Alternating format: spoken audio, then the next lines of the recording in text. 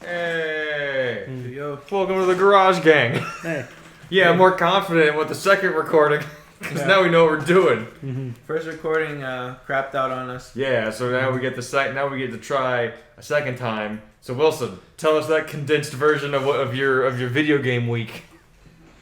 So to jump right in, we were talking about what video games we were recently playing, and I had just recently opened a Super Nintendo Mini console that I had bought. It is the original one. There are knockoffs, but I did find a real one off of Facebook Market that I opened on Christmas Day, even though I had bought it like a few months earlier. I just hadn't got around to opening it till now.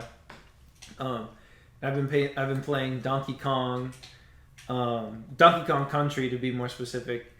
I've been playing a little bit of F-Zero. There's tons of great titles on there. They really nailed it with everything they had preloaded on there.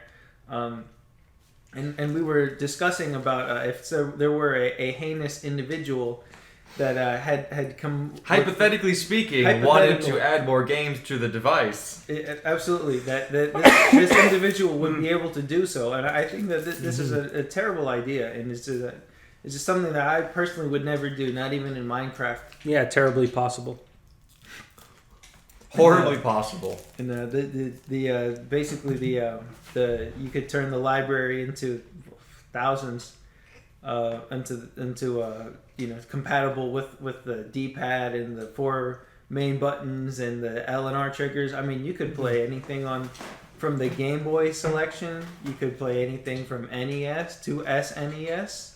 If you were able to do so, if you were as horrible as you would need to be, absolutely, morally and ethically, to dare I say, emulate video games. This terrible individual, where if when I find him, and I get my hands on him, Nintendo, we got you. Mm-hmm. Yeah, hit us up, Nintendo. Yeah. We will shill so free. Garage Gang. Yeah. Andres, what have you been playing? I've not been playing, man. What have you been doing? This is lies. What have you been playing? No, it's not a lie. I've literally just been watching Stargate. I'm not gonna. Are you really? I literally just. Is that all you've been doing? I went into a very hard lean because they were going to take it off of Amazon. So they had like this countdown for how many days it was going to be until they get it off. And I was thinking to myself, I got responsibilities. How I could even have some fun, playing video games. Nope, just hard leaned into Stargate. All right, well then how's Stargate going? Well, I'm overdue on that, so I mean, that's not what I asked you. It's been done. No, that's not what I asked you. How are you enjoying Stargate? It's fun. Is it? It's a what about experience. it is fun? Fucking talk about it. No. Why don't you want to talk about Stargate? I'm not a proper reviewer, Oh, heaven forbid you express your opinion on a video format. This might require a different series. Okay. It might, but... Andres is... Okay. You know what? Hold on. Andres, I got you. Okay, fair enough. All right, everybody. Welcome to the however long it takes Stargate minute with Andres. Hit him. Look him in the eyes. Look these people in the eyes and tell them what's up. I've recently gone through... look them in the eyes. I've recently gone through seasons 5, 6, 7, and halfway through 8 right now. And out of 10. Okay. Yeah. Well, you're close to the end. Yeah, I'm pretty close to the end now. I started like nearly 3 years ago, and then I just sort of waited, and then, I saw I was leaving, so I'm like, shit, I gotta, finish it. And I just about missed that boat, but they still got it on Netflix. I got a question for you, because you're the only person here that I think has really watched Stargate, correct, Wilson? Yes, that's correct. But I have a question following your question. Okay, so Andres, to my understanding, there are many Stargate series out there, correct? That is correct. What are you watching? I'm watching SG-1. That is the original TV series that came after the original movie Stargate. So there's a precursor movie. There's a precursor movie. Like, the movie starts off the franchise, more or less. Do you have to watch the movie to understand the series? You don't have to, because, they get, like, a little bit... But should you? When you watched that first episode, did it make sense? It made sense. That's all I need.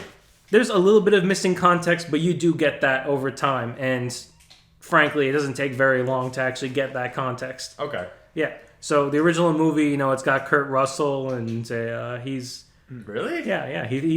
He's like Is he this. in the show? He's not in the show. Oh, No, what they the got fuck? Richard Dean Anderson in the show instead. So Oh, you know, yeah, it's like because I know who that is. he's the guy from MacGyver. So you know, it's like Yeah, because if I've you- seen that. Okay, well, you know who MacGyver is, right? I've heard of You know MacGyver. MacGyver. He Okay, makes a bunch of shit, He right? makes a bunch of shit. Yeah. Okay, that's Okay. all I know about MacGyver. Okay, well, you know, the guy's like an executive producer on the show, so it's kind of interesting to see, you know, the guy, you know, lead, you know, produce, that sort of thing. Like Tom Cruise. Like Tom Cruise, yeah, Tom Cruise and this shit, yeah. Yeah. Yeah, so Stargate. How's it going? it's pretty good. I feel like, yeah, you know, it's like if you like the movie, if you like the Pixar Atlantis or whatever, was Atlantis Pixar? It was not. I want to say it was like an early Walt Disney. I don't think it was Disney. I don't think it's think Disney. so. I don't think it's Disney simply because you don't see Atlantis anywhere near any of the It Disney was. stuff. It came out in that weird period where they had that movie Atlantis, El Dorado, and like another movie that you didn't know like what studio it was in particular, but Yeah. you know it was like a kind of a classic animated movie of your time. I'll look it up right I now. like Atlantis. I'll pull it up. Was it? Because like, Who was the voice actor for the main character in Atlantis? Wasn't it like? Marty McFly. Yeah, Marty Michael J. McFly, Fox. So Michael J. Fox, yeah. yeah, That's okay. so weird. Yeah, no, so I mean, like the premise for Okay, that I'm movie. sorry. You brought up Atlantis, so I do have to Yeah. speak about it. I was thinking, for some reason, I was thinking about Atlantis recently, and I vividly remember the scene where they get like led into like the inner sanctum or whatever of Atlantis, and everyone but the main character goes, "All right, let's do this," and then they all pull out guns, and the main character's like, "What the fuck?" And I'm like, "What is happening in this film?" I just remember that point so vividly because they all look super excited that they're about to shoot people for no reason. Okay. So, like, generally, I think, like, the selling points for it are, you know, if you like this, you know, then perhaps you like this. Okay. Generally, the premise of Stargate is that a long time ago, there was these alien civilizations that were ruling the humans on Earth. Built the pyramids. Built the pyramids. They took the people from Earth, you know, and displaced them onto other planets. But, you know, that's more of the TV series. Oh. But there seems to be a human race that evolved before the actual human race, the ancients and shit, you know. But, you know, this is like getting very esoterically. So just to focus on the movie itself, is that, you know, yeah, you know, you got an alien invader that basically is ruling over people as the old Egyptian god. And Okay. I wasn't expecting that. yeah. But, alright. All right.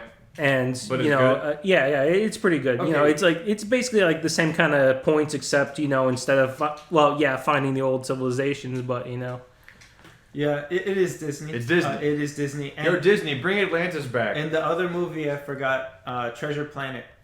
So Treasure Planet, they were back to back. Treasure Planet was 2002, and Atlantis was 2003. What a fucking time to be Yeah. alive. And Emperor's New Groove was 2000. And the other one that I mentioned, what was it? It was El Dorado. El Dorado, yeah. So it was all those. You look back and you think, was that Disney? Did Disney do that? Did Disney Yeah, really put they that shit did. out? Disney owns. Come on, let's be real. Disney owns about it all. yeah, At this But point. hey, you know, I like all their movies. I don't care. I'm fine with it. From that time period, those were very quintessential, I think. to, Very different. They were very like- different movies. Yeah, they weren't weren't like the classic like princess Princess, and, yeah. and prince or princess and king. Man, and that's queen. why I feel like Atlantis was trying to get back to that because there was a princess type character. Yeah. But it never took off, or they never like put it in the theme park or whatever. Right. I want to go to a theme park and go, yo, where Atlantis land? I want, come on. This one you might actually drown. Yeah, let me do that. Let me get down there. Let me hook up. Atlantis with the Yeah. shit. So I guess my only real complaint, I guess, about Stargate would be that, you know, a lot of the alien races are really people. They got like a bunch of weird. They got a bunch of weird explanations for it because it's like in the series they displaced humans through a device called the Stargate, which uses wormholes to take you to other planets, you know, that are habitable. You know, like. Definitely, you know, I had those first few episodes where everyone was speaking different languages, but you know that's too tough. So now in space, everyone speaks English. Yeah, you know, the translator book. yeah, just whatever kind of not really. Like, I mean, You know what I mean? Yeah, I know I'm just what you giving mean. a frame Yeah. of reference. A frame of reference, yeah, like a Hitchhiker's Guide to the Yes. Galaxy sort of Yes. explanation for that. Yeah. But I mean, it's like, And they're all British. so it's like technically, yeah, you have humans from Earth. Technically, you have things that just look human, and then technically, it's really strange how they go about all their explanations. But usually, it's just an excuse for lower budgets, which isn't so bad. It isn't so bad, and it gives you definitely a friendlier frame of reference. But it's a good show. But it's a pretty decent show, Okay. I would say. Okay. Something to check out. That's all you've been doing? That's all I've really been doing. And I did do like the first season of Atlantis because I'm trying to follow like a... What? Yeah, because they got a Stargate series called Stargate Atlantis. Oh. Because there's actually like a location that's Atlantis. So I didn't know that. yeah. Stargate does. Yeah, Quite a few. and apparently Jason Momoa is in like the later seasons too, like as a recurring Momoa. Yeah, Okay. he's as a reoccurring character, so that's kind of strange, you know. He was in with Stargate? Yeah, he was in Stargate Atlantis. Well, that's That- fucking I mean, ironic. No, isn't it? Yeah, That's now he's weird. Aquaman. That's You weird. know, Aquaman has to be somewhere in there. That's so weird that I didn't know that. Yeah, no, it was part of his like Fucking breakout God. career. But like one of the Yeah, that's just a straight shut up. That makes complete sense. oh yeah, no, but also like a frame Now of I run Atlantis. here's another funny frame of reference too for the SG-1 team for Stargate. One of the main characters, Teal'c. He's actually Christopher Judge, if you know who that is. From God of War, the reboot. He's the voice for Kratos. Really? Yeah. God fucking damn it! What is happening here? Why is Stargate getting all these people back and shit?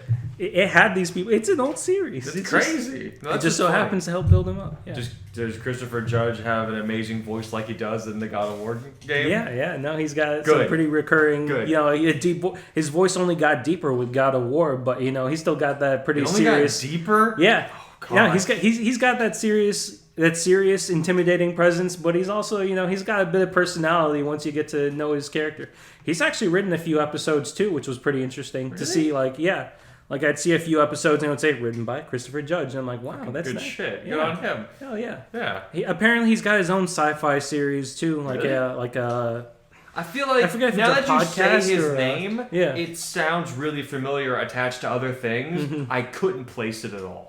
Like I couldn't place his name on anything, but I've heard the name Christopher Judge, but never knew he was the voice actor for Kratos or anything else. I think he's also in the video game Def Jam. Not Def Jam, but I don't think he'd be in Def Jam. no, not If in he was in Jam, Def but, Jam, he would only. There's like one character I could think he'd be because everyone else is voiced by the rapper. Mm-hmm. Like the only original character that I could think of for Def Jam that isn't a rapper persona type is D-Mob. Yeah. Okay. He might be that. The voice is deep enough. I couldn't say off the top of my head which character or which game, but I know that he's in one of the other ones. Okay, as Yeah. long as he's not an icon. He's not an icon Good. yet, but No, I mean, like no, he's yet. he's definitely gotten the working, and I believe he also tried. He also kind of got tricked into doing God of War too. He got tricked. he got into tricked. doing God of War. Yeah, like somebody. Man, what a mean joke to play. It was wow. it was a nice joke though. No, Andres, being fucking facetious. All right. No, Of course, like, oh no, I was tricked into this hyper successful game. Oh, what a shame.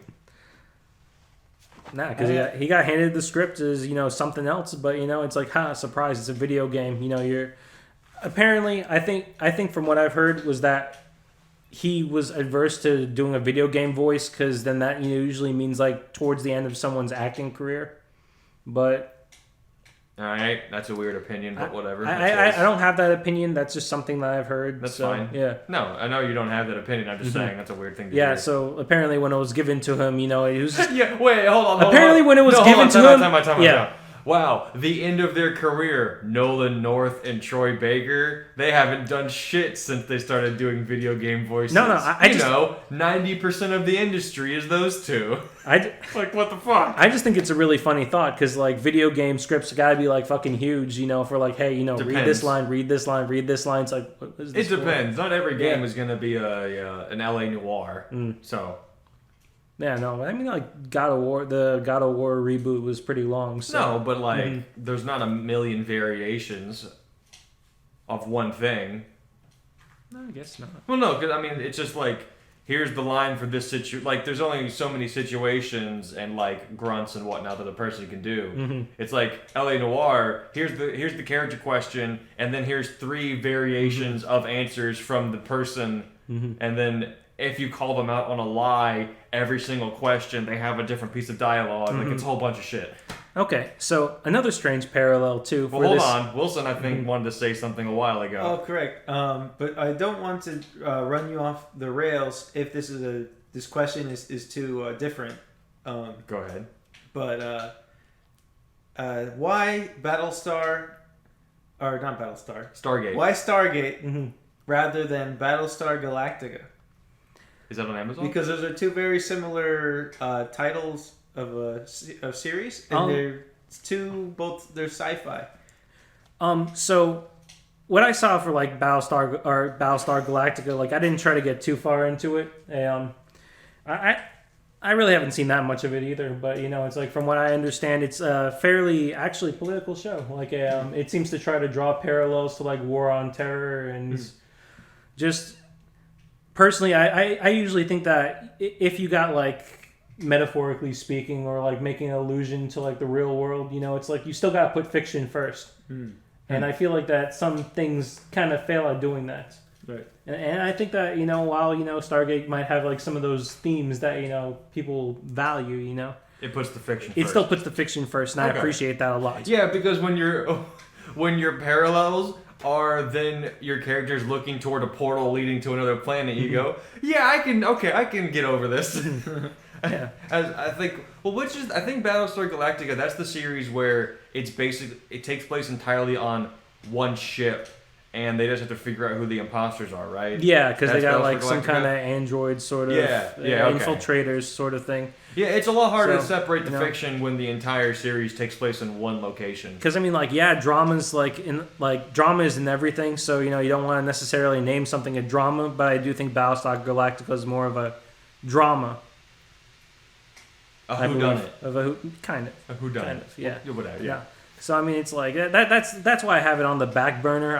That's why I don't go too deep into that. But like, definitely, I prefer. Also, it's not getting taken off of Amazon like. Yeah, Stargate. no, it's not. I'm assuming the big push to start watching this now is because it's going to be gone in a little while. I mean, today. So today. I don't know. It hasn't disappeared yet, but the countdown messages have disappeared. So maybe they renewed it. Maybe they renewed it. Who knows?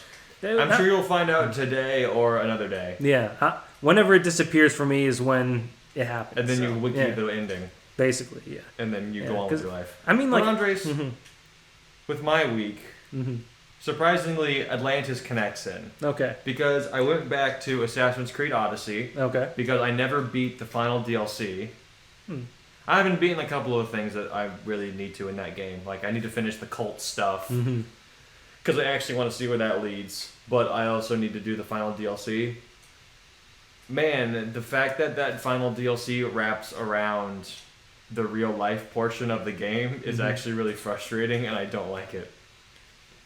Because not only do you have to constantly go between load times for like 1-2 minute game sections of like the real world stuff. Okay. You're not hardly doing anything in between the load times, so it's super frustrating. Because it takes about like a minute or two to load. Because it's just a big game. What was the original console for the Odyssey? Or original? I mean, it was on I'm playing on PS4. PS4? Yeah. Was it originally from the PS3 or? No. Okay. No.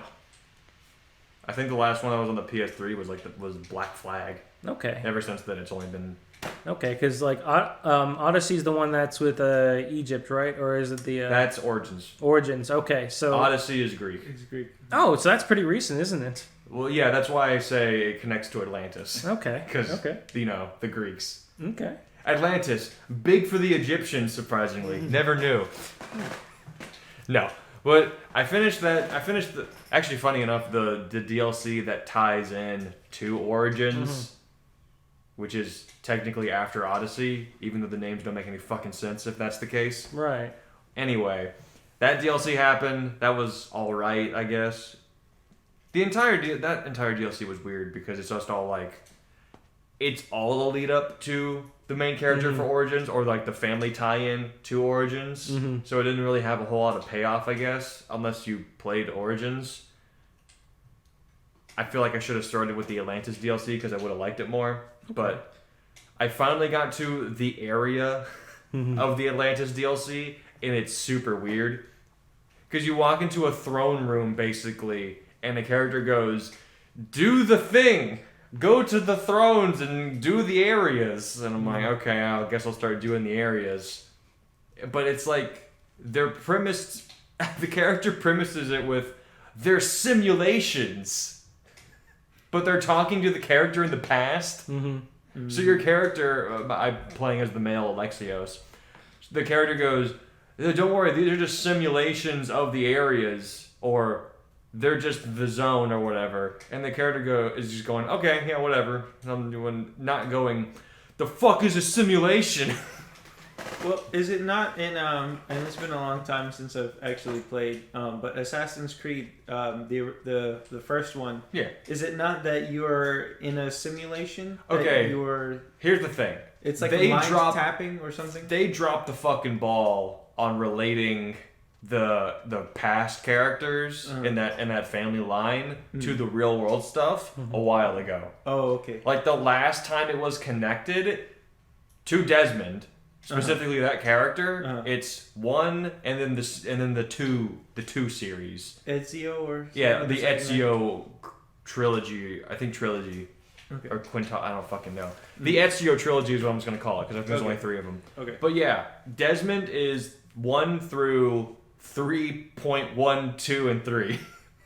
Okay. So that's that character. Okay. And then he's gone. I don't know what happens to him because I didn't play the other games with Ezio. Then the 3rd game happens, and I didn't play that because I didn't care. Then Black Flag happens, didn't play it because I didn't care. And then Syndicate happened, which is the British one. Yeah. Didn't play that because I didn't care. Origins happened. Oh god, it's so. I'm trying to. Is Origins is it Egypt. Prehistoric or it's Egypt? Origins is Egypt. Okay. I didn't care about that one either, but I saw what they were doing, and I was like, they're making it like more of an RPG, so I was kind of getting into it, but I didn't buy Origins. Definitely looking more interesting. Yeah, that's to me anyway. And then because they got out of like the whole like counter the Batman combat. I would say so. Which is like made me more interested. And then I saw Odyssey on a sale and was like, fuck it, I'll play Odyssey. Then I started playing Odyssey and like, this is fine. This game's too big. There's too much fucking water. This boat stuff sucks. This put me on the land, please, so I can actually play the game. Right. I beat it. Fuck. And then I started doing the DLCs because I got it as like the gold version because that was on like a really cheap bargain. And I just need to beat the fucking the Fate of Atlantis DLC. Is Poseidon involved? Okay, here's the thing. Probably because the cover of the DLC on like on the PlayStation Store is a character with a trident with his hand on your character's shoulder. And I was like, there's so much that they could do. Well, here's the thing. When I first saw that, December 31st. By the way, did you know I can help with beauty gift recommendations? Yes, you can help by fucking off the edge of my dick, Google. How about that? That's Amazon. I'm not at work. You fuck off. Okay. All right. Anyway. Yo, press that mute button real quick. Why did it? Amazon Echo? Oh. Okay. Shut up. There we go. No more echoes in here. I don't know what I said. Anyway, the thing with Odyssey. So when I first played Odyssey, because I saw the DLC box arts first, I was like, the character's like, I don't know who my dad is, or I don't know who my family is, that kind of thing. And you meet who you believe your character. Your character's like, oh, I'm gonna go meet my dad because I want to know what the fuck happened with my childhood stuff. And then he's like, yeah, I'm not your dad. I just raised you. And you're like, well, then who's my dad? And he's like, I don't know. You gotta go talk to your mom. Go figure that shit out.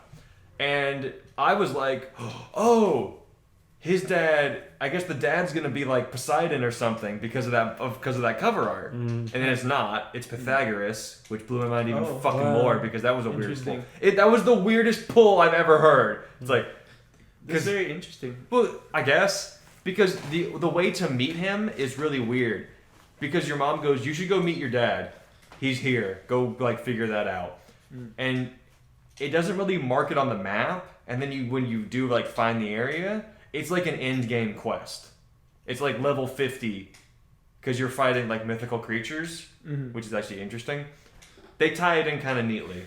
You know, okay, now that we're talking about that, so another question that I guess I should have asked was that, so the original Assassin's Creed, or wherever Assassin's Creed is now, going through time and I guess some mythos of different areas, different general areas. Yeah. So it does seem that they give legitimacy to the myths. Oh, so well, like Atlantis is an actual in the video game, because now they're moving from sheer like history and to, well, I mean, it never was like it was never fully non-fiction. There were fictional attributes to the game. The Apple of Eden and all that shit. Yeah, but it seems that they're moving more towards more fiction. More I would say, I think Origins started it more because, to be fair, everything they were pulling from before that, like with Black Flag and Syndicate and the third one and all those cultures didn't really have a lot of like mythology going on. No, well, Origins they did have. Well, no, that's what I mean. Egyptians. Origins and Odyssey are really the first two cultures that they hit and that actually have like some crazy mythology stuff going on. And they actually do a little. I only can speak on Odyssey. I know that in Origins, from what I've heard, like you can fight Anubis. But they're like it's a glitch in the Animus or something like that. Like they explain it, but it's not story related. In Odyssey, it's optional. I see. Like you don't have to go and see Atlantis at all or do any of that shit. And I mean, there's some really weird stuff going on in some parts of that game because you fight like a boss and they start doing like AoE attacks that like where explosions are coming up from the ground. Yeah. And I'm like, how are we fine with this? This character's shoving a sword in the ground and then big light squares show up and blow up. Yeah, that's magic. I was like, what the fuck? How are we cool with this? No one's like questioning this? So they are integrating like weird aspects magic, of like myth, and there's some magic now being introduced. Like spoiler, like the most interesting thing with all that stuff is definitely the mythical creature fights. Okay. Because the thing that you go do, like when you find Atlantis and Pythagoras shows up, he shows up with like this fucking it looks like the staff of Asclepius. It has like the snakes around it. Oh yeah, the medical symbol sign. Pythagoras, he was actually an alchemist in real life. Well, the thing is, the staff he has is a MacGuffin because as long as you own the like hold the staff, you're like you don't age. Like you're like you're immortal until you let go, and then you just age and die. Yeah. So like, who made it? Like aliens or what? Okay, that's the thing. Where this is where like they're trying to tie shit in. Andromeda. Yeah, it's like it's not aliens. It's this. It's the thing that all video games do, where they're like, it's the super hyper advanced culture that's not around anymore for whatever reason. Right. It's one of those. I forget what they're called. I think they're called like the IO or something. I don't know. Who gives a shit? The ions? No, I don't know. Archons? No, I don't know. Now this is Gnosticism that we're getting into. Shut up. They're following a cargo cult society where everything we've created has just been created before. It's just weird. It's like a staff of power, and Pythagoras has it. Yeah. And so you meet him, and he goes, "I'm Pythagoras," and your character goes, "You're full of shit. He died like 100 years ago," and he's like, "Nah, I'm still alive. I'm trying to get into Atlantis because I'm cool like that. I want all the knowledge of the world." And he's like, "But we got to open up the thing above us that's just floating in the air, and you have to go kill the mythical creatures assigned to like the four corners, basically." Oh, interesting. And it's the Minotaur, Medusa, and a Sphinx. The Sphinx had me mad confused because I was like, is the Sphinx Greece? Is that Greek? I don't think it's Greek. It's Egyptian. Yeah, But the thing with the Greeks and their myths is that they did end up having some overlap with Egyptian. Mm-hmm. Okay. Yeah, like in the Sphinx, and because they did travel down to Egypt. I guess it would be. Well, I don't know how. because they did they did trade, over the Mediterranean Sea, and so there's. I don't know. Like the weird thing is just we'll just exclude the Sphinx because it wasn't even like a fight. It was Even like solve the puzzle. the Chimera, I think, is I want to say that's towards the Middle East. I want to say the thing about the Greeks are that they were trading with everybody. They were going everywhere. I don't know how they chose the mythical creature to assign, but the two big ones that are specifically Greek are the Minotaur and the Medusa. Right. And when you go and fight them, and they're all right. They're not great fights. They're just boss fights, like do the gimmick kind of thing. The interesting explanation for them always being like pervasive throughout like the Greek mythology, it's like you go and you fight the thing. You go and fight the Minotaur and you kill it. Mm-hmm. And you pick up the item that it was protecting, and behind the character is this not simulation, but like, transparent light. So they're like they're like a hologram. Yeah, kind of imagine like a hologram type thing behind the character, like reaching out to try to like control turn into you. Because the Minotaur is not a natural creature in the Assassin's Creed mythology. It was created by this hyper advanced race to make sure that this item never left this spot. Oh, okay, I understand. So the second a normal person touches it, they become the Minotaur. Oh. But your character, because you're like special, or you have like special blood running through you, you resist it. So you're able to get the item, and then you look back to where the Minotaur was, and it's just a normal human body. So that's their explanation for that, and the Medusa and all that stuff. Okay.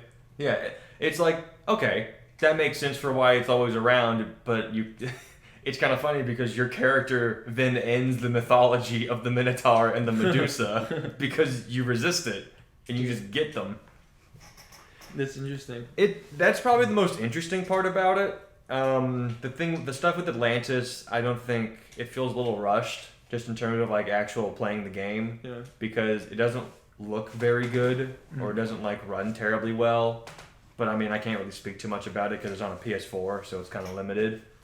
It is what it is. Yeah, but it's not. I haven't gone too far in it. I really need to just buckle down and actually beat it. But I've been playing Yakuza 7 like a dragon, and that's been taking up most of my time because the Yakuza games are great. That's completely understandable. You've told me that this plays like Dragon Quest. No, I did not.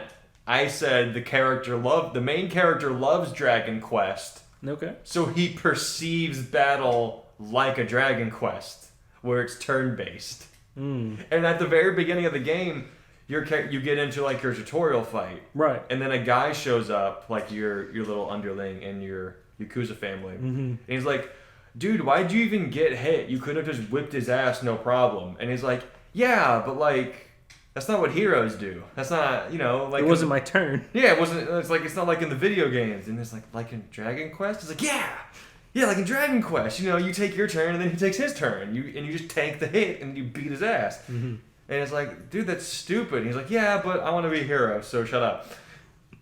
And that happens. You can take it. Yeah, and that game's really great. It's definitely...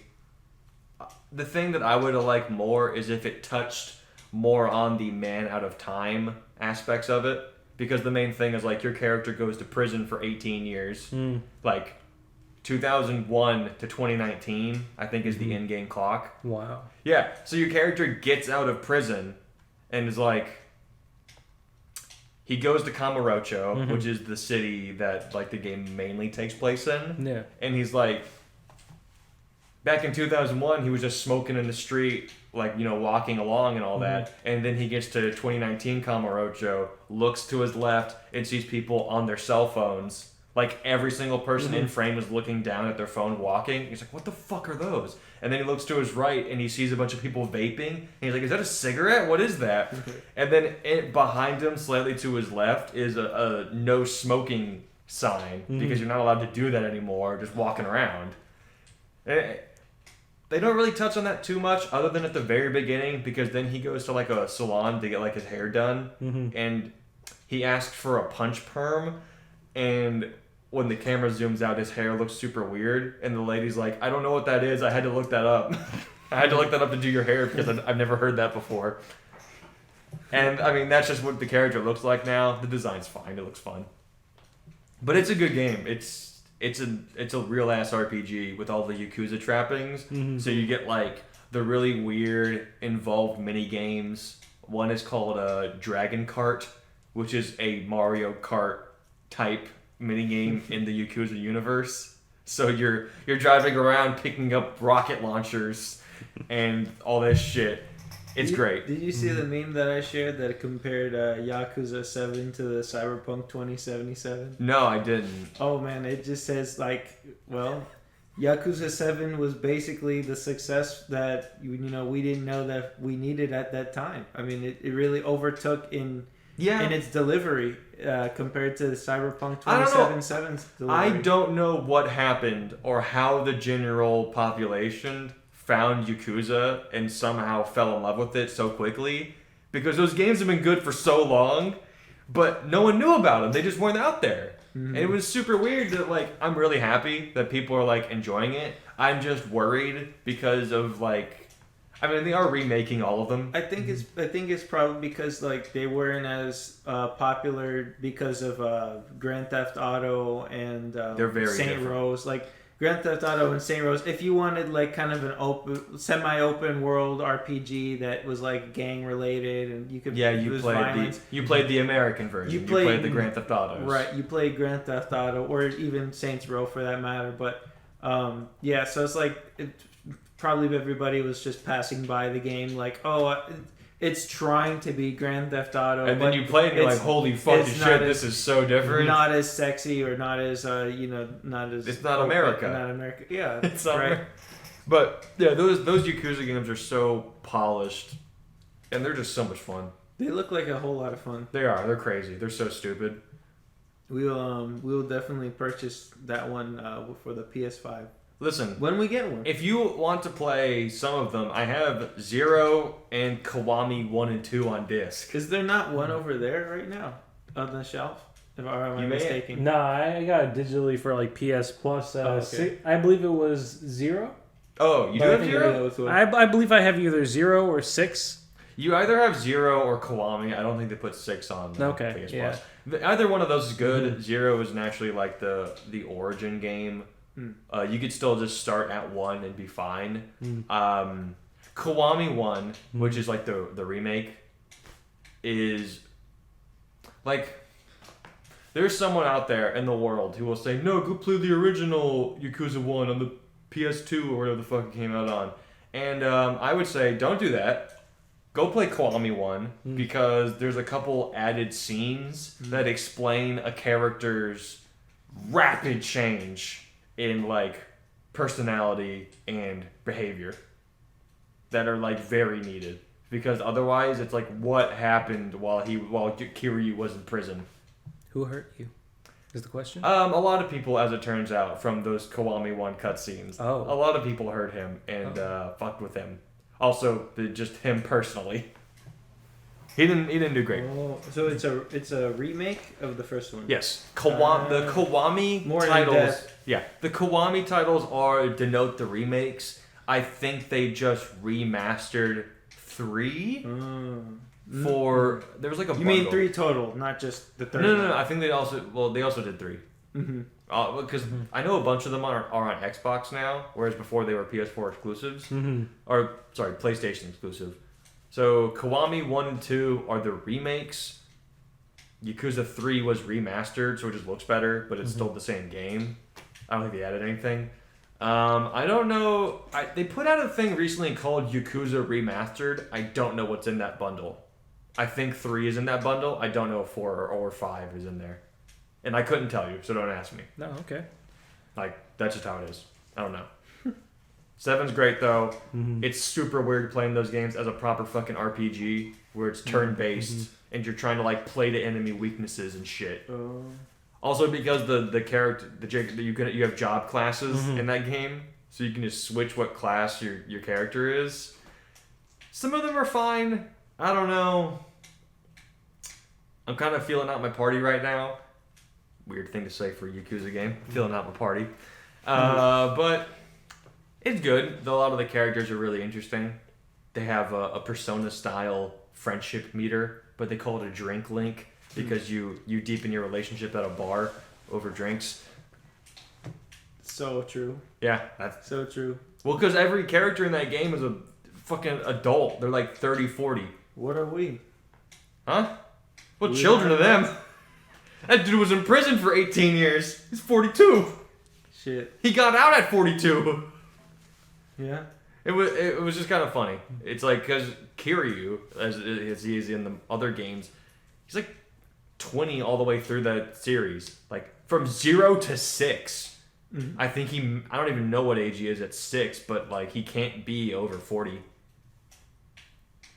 Like, he's really young for like a protagonist that goes through that series. And, who hardly changes. He doesn't look like he ages. He's the perfect man. It's just how it is. Good games. Good game. Good game. Good game. Good game, Yakuza 7. Shit, we will. You be prefer on any of that. the mini games in the Yakuza 7? Do I prefer them? There's, I don't know. Because in Yakuza 6, which is the one I beat before I went to 7, you don't actually have to. It adds a little bit of context, but not a whole lot. So you can start at 7. I have to use the facilities, guys. Okay. I'll keep going. I won't stop. So, Andres. Yes. So, the thing is, in Yakuza 6, the mini games are more like... Because you know how they play, right? They're like action games. I'm aware. Okay, so in Yakuza 6, the big in all the Yakuza games, there's generally like one really big mini game that has like its own like side story that you're going through. In Yakuza 6, it's a thing where you're creating like a gang basically to go and stop this evil gang. You're using gang violence to stop gang violence. Okay. And at the end of every major stage where you're facing like, this is the Terrible Six, and you're beating each member of the Terrible Six to stop the evil reign of the gang, For every time you get to an end of one of those, you are doing the regular Yakuza game combat to that boss. In Yakuza 7, it's not that. So far. Like, in the Dragon Kart game, it's just you're just driving. It's just Mario Kart. Yeah. Like, there's no combat after the fact with a special named group or whatever. And it's the same with the other one, because the other mini game is this like business management. Like, you meet a character and they say, "Oh man, this guy who died was supposed to take over my business that got bought out or that got fucked over by this evil corporation, but he's dead. Do you want it, main character?" And he's like, "You got it." And so your character takes over a business. Yeah, I like that. I like that. Yeah, You get to be your own boss. the character's name is Ichiban, and the company he takes over is called Ichiban Confectionaries. So basically, it's a cracker and sweet shop. Oh. Yeah, that's what they sell. I swear, I think I've heard that name before for like a... Ichiban Confectionaries. No, not confectionaries, but just like Ichiban. I think that's an alcohol too.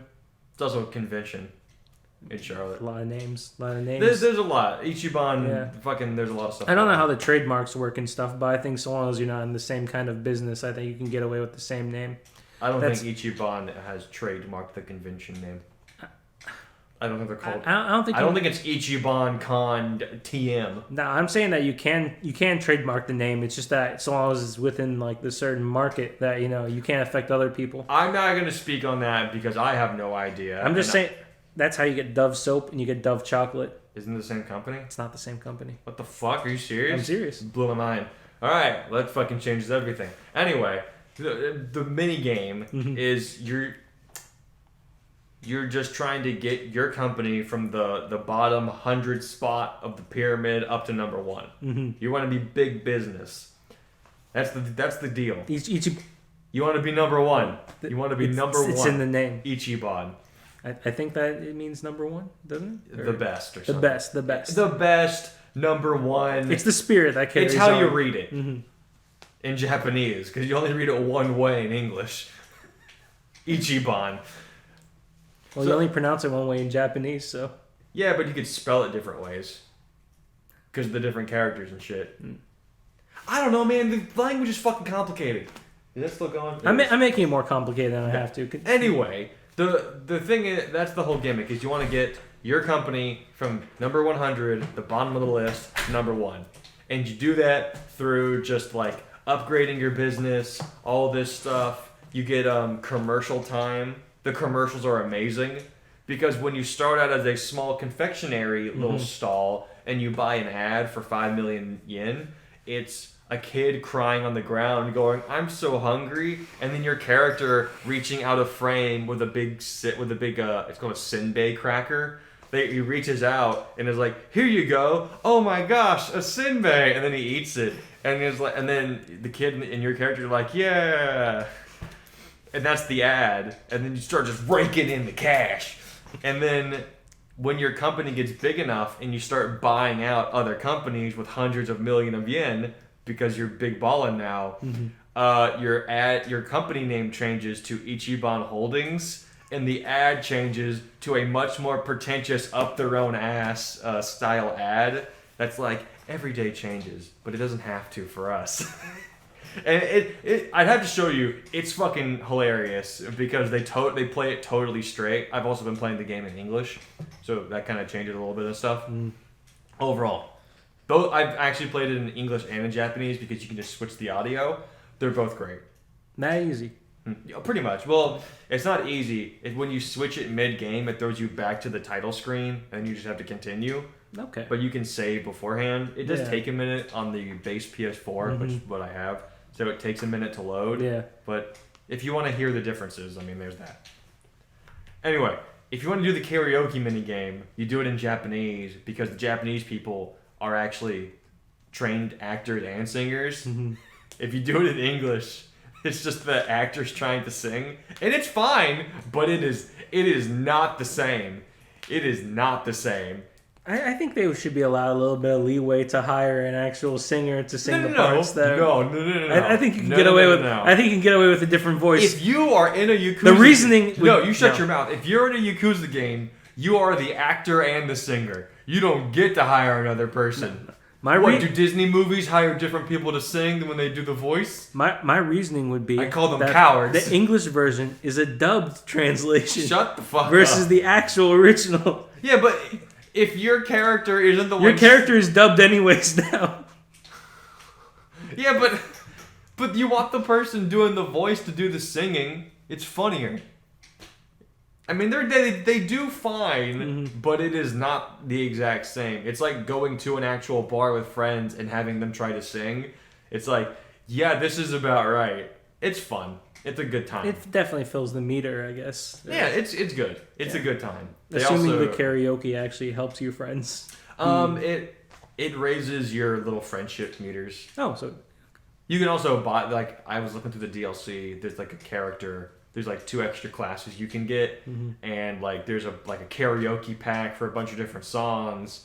You can buy a manager pack for your business, which is just characters from the other games as managers.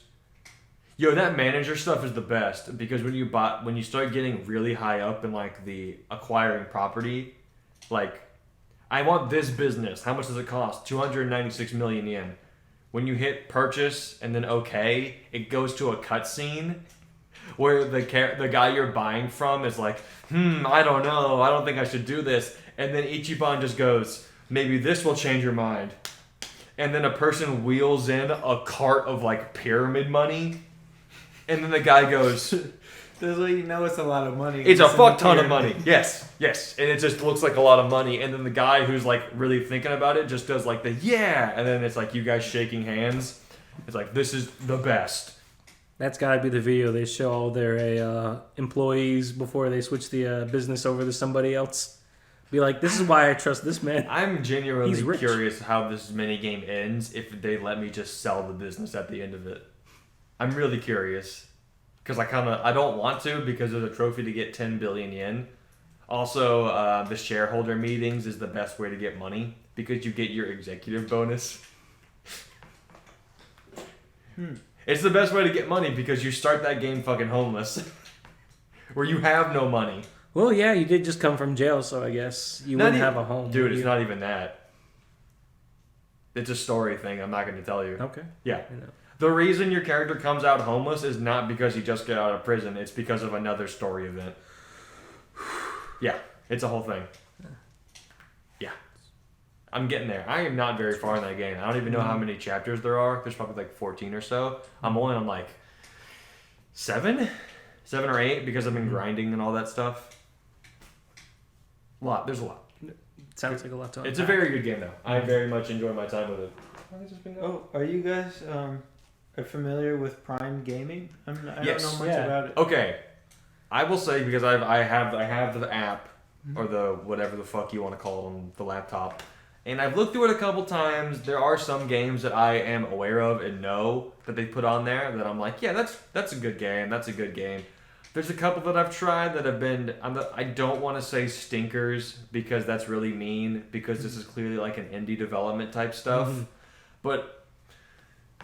Man, there's something about playing a game that doesn't run well, that doesn't look like it takes a lot to play, and you just go, "Fuck, dude, I can't do this." Like you got to shore this up. I don't know. It's not bad to have because I mean, like if you have Amazon Prime, you already have the Prime Gaming thing. There's no reason not to have it because it's free games, and there could I need to look through and see what's free because they're just throwing shit out there. Mhm. I was gonna say ukulele is free. Right? And, Oh, well, I mean, I could grab that. I mean, like they've yeah, already but would you play it? probably not. Well, why would you grab it? I would Just to probably have play it. Oh, really? That's why I was meant. Well, That's why I then asked. you get it. You know, Okay, yeah. Because I love Banjo Kazooie, and it's like similar. Yeah, you gotta do it off the computer, but you know, I can just like. All right, I hope that goes well for you. I've heard a lot of things about that game. It looks fine. It's not for me. That's all I'm saying. Okay. That's not what I want. Yeah. Well, I mean, if anything, they also give you like a little bit of stuff for like other games too. Like back in September, I think they gave out some money for Grand Theft Auto Online. Really? They had some like chests for RuneScape. They had a costume in World Tanks for a I think it's May from the Boys. Oh, so they give you yeah. some like Some like in-game stuff for like I know in the world of battleships the Kantai collection shit. The anime battleship girl thing where one of like the characters is like your commander for your boat. Mm-hmm. And I was like, maybe I should check out fucking World of Battleships. I don't know, those World of Tanks, World of Battleships game do look kind of interesting. I just don't think I would ever hang on it, so I can't download it in like good faith. No, that's fair. Yeah, so I mean, I'm just saying to add to that yeah, you know, you have a subscription of free games, possibly games you can stream because it's like they got like a deal with Twitch too. Like, should probably bring up that we're not sponsored by anybody. I'm just putting that out there as options. Andres, sponsors. Andres, I do enjoy how you phrased it as Amazon Prime Games has a deal with Twitch, like they're not owned by the same company. No shrugs. No shrugs here. They're the same entity. Sometimes I forget that Amazon owns a lot of stuff. They do own a lot of stuff. They're fucking up Twitch, but whatever. With all that content ID shit and the DMCA stuff that nobody technically understands. Because they won't be fucking clear about it, and who knows? Maybe they'll never be clear. Who knows? It's just... They should be. If the people on there are the ones that make the money, are the people that are, like, streaming and stuff. Like, you should really be clear with the people doing the work for you. They have Twitch managers that can't tell people what to do. I mean, I don't really have too much of an interaction with Twitch. I just know No, that people... neither do I. But hearing from, like, you know, a lot of different sources and podcasts of people that do stream or make a living off of Twitch and all that stuff, and they go, yeah, I don't know what to look out for because no one's been clear with me. I go, what is the point? Oh, like what you can say and when you can't say? Not even that. Like, well, are you aware of, like, all the DMCA stuff that's going on with Twitch? Devil May Cry. No, oh my don't God. do that, dude. Don't do That's that. funny. I like that. No. Basically, okay.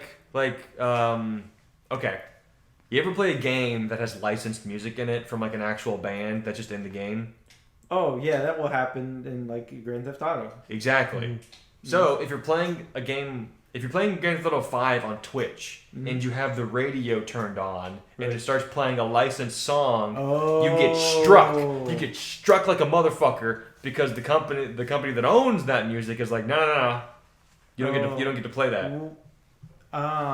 That's the issue. I see. And a lot of like Twitch is not being clear or helping streamers like negate that. Like a lot of games are starting to build in like mute licensed music buttons. Like it's in Cyberpunk. Cyberpunk has a setting to mute licensed music. It's not perfect yet though. Oh, I see. Okay, so like so like okay, I understand. So if you in the game, like the game's literally like in the settings, now there's a switch that like you can turn off licensed music. Yeah, so people don't get so fucked when you're over. Streaming, you don't get blocked. Yeah, but like not every game is ever gonna do that. So you just have to know. Yeah. So, like imagine Death Stranding without the licensed music. Oh man. It's nothing. It's just silence and walking. It's important.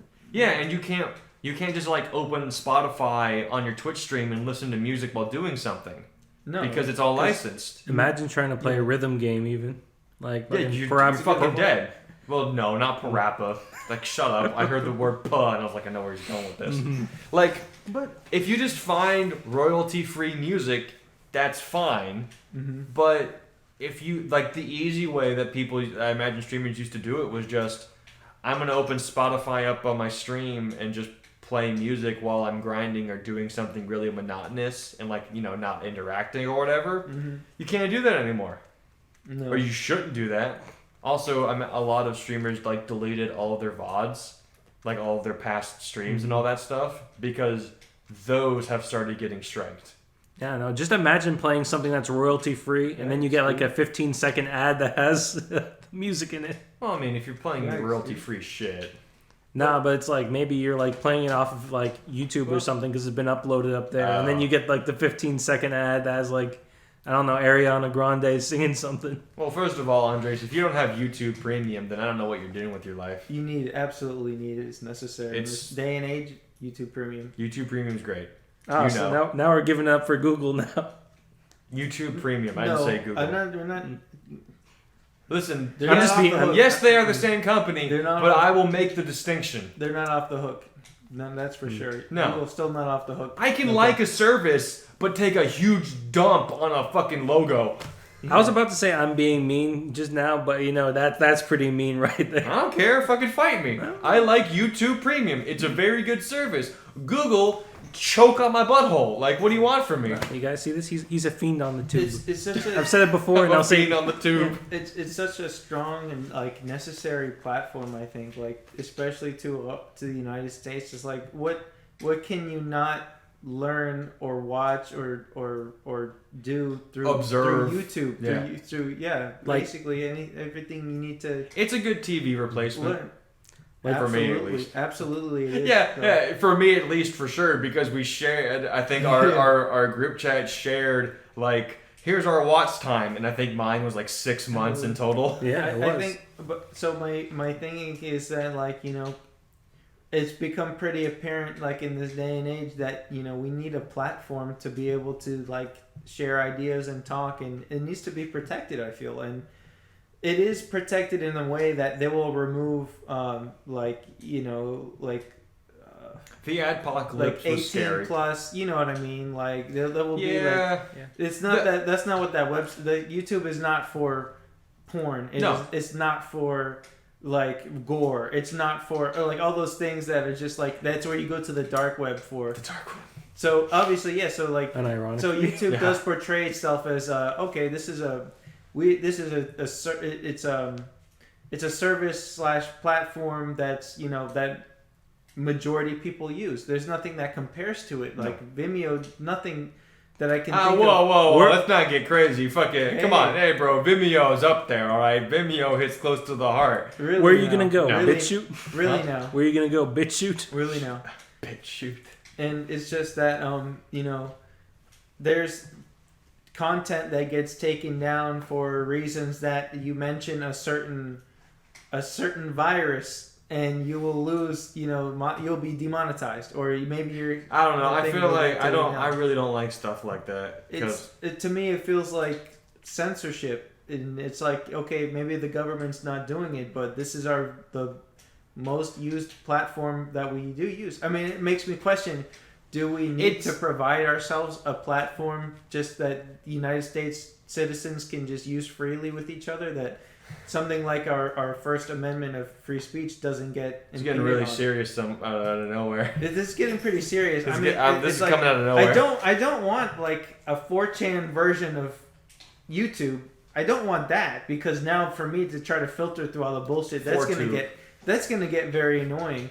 But at the same time, I want something that's like, that is family and adult friendly, and you can choose if you want like, more adult themed content or less, like, not adult Pornhub should open up their own. No, hold on, let me finish. Okay, let me finish. Go on. They should open up their own video type series, but more, little less. A little less penis inside vagina. A little less that. They could do it. They've got the resources. They recently had to go through their own thing with clearing out Also, I feel like, in my own opinion, the stuff that happened recently with Pornhub, with the clearing of all unverified channels, right, just all accounts that were uploading stuff, gone if you didn't have a fucking check mark.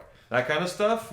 I feel like decisions like that are really important as an overall, because YouTube went through a whole thing with their adpocalypse where they didn't just get rid of videos, they just tried to make their bots better, which in turn made things worse for everybody else. Because making your bots better doesn't really help if all it does is just fuck over the regular person that wants to upload things.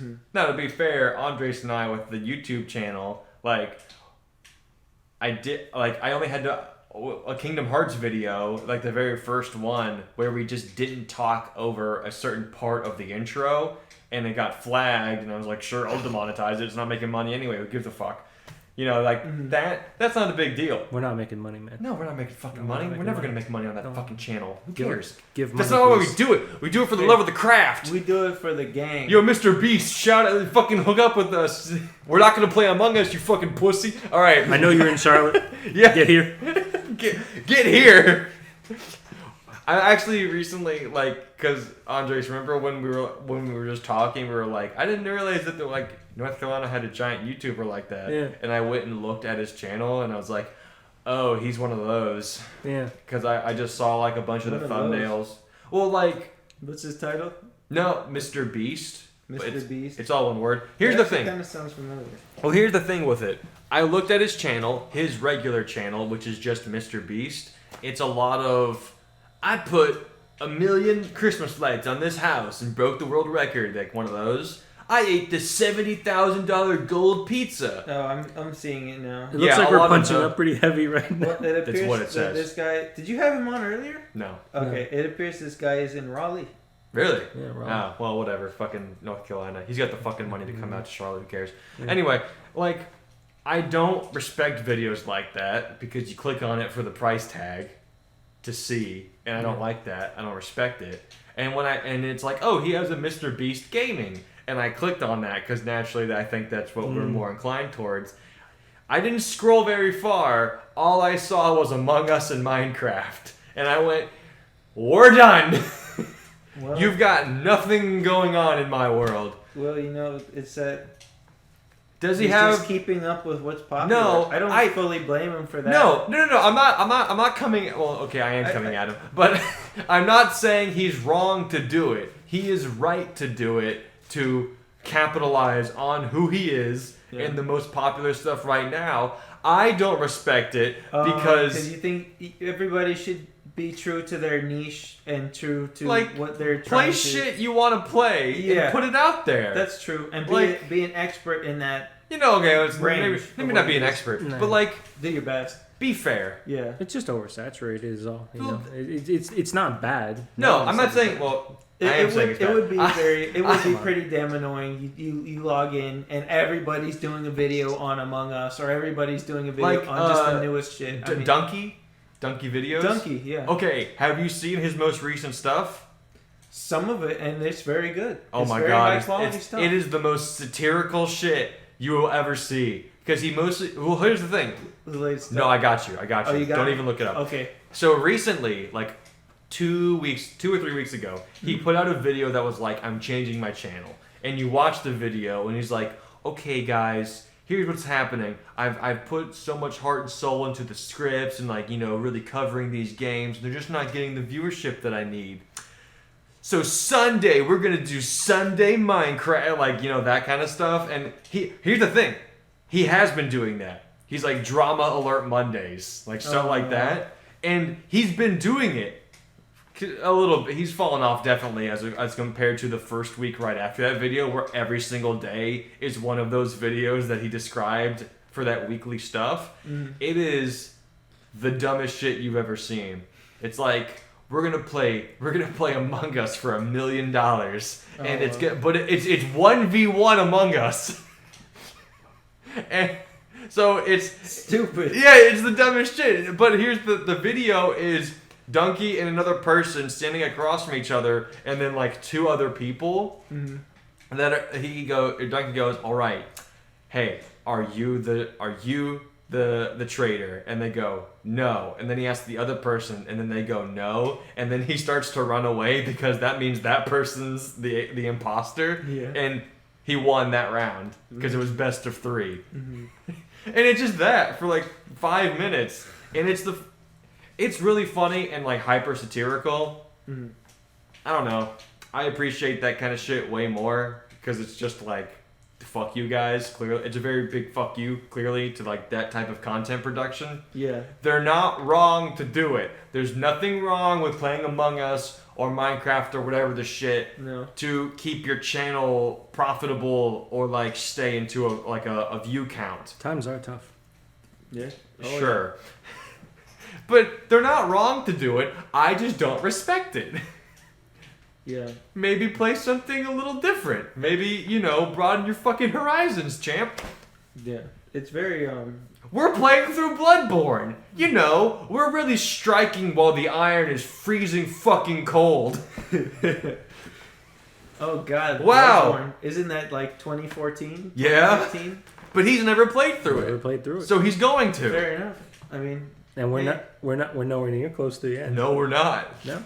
And what is it now? Like 6-7 times we've done this so far? You're making good progress. I mean, listen, I'm making you do a bunch of extra shit, so it's gonna take a minute. I'm gonna have to find some time to do the chalice dungeons though. It's just for grinding. I actually, you know what? You'll be fine to do it. You'll be fine. Yeah. There's a little bit like you might spoil yourself on like a boss, but it's not gonna matter. Okay. It would actually only help you. So long as there's nothing in the chalice dungeons that can steal my insight. I have not encountered that particular enemy. Because I don't feel betrayed by experiencing the entire game. I just can feel confused as to why you would lead me to him. You shouldn't have got hit. I should not have gotten hit. Like, what the fuck do you want from me? You're going to face those enemies naturally anyway. I just made you go fight them for the first time as a weaker variant to get a good blood gem. Yeah, it's a good gem. Yeah. It's a good gem. Also, just hit them. Like, you stun lock everything.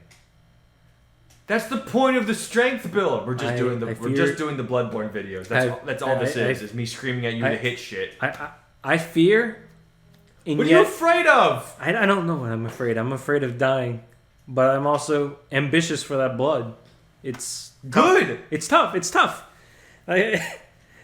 I can never get a good balance between the two. You will figure it out eventually, hopefully, by the end of the game. You will know. Yeah. Hopefully I will be better for it too. I just, if I believe the more experienced and I follow the more experienced, maybe. Who knows? And then naturally after Bloodborne, we're going to be finishing Kingdom Hearts. Yeah. What? You don't sound too enthused about it. Did you not have a good time playing Kingdom Hearts? No, it was fun. It was fun. Certainly, when I asked you what you wanted to play that day, you said Kingdom Hearts, so I assumed you liked it more. Trying to see into the future to see how long this would be. Kingdom Hearts? Once we get through Bloodborne, because Bloodborne has been, we have made progress for sure, but it has been a while. I'm trying to figure out what year we're going to be getting around to Kingdom Hearts.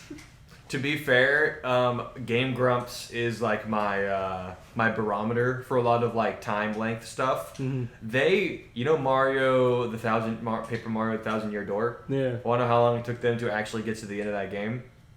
I want to know how. 2 years. 2 years. Took them 2 years to 2 beat that years. game. Well, Did I hear Paper Mario? Yeah, in the 1,000-Year Door.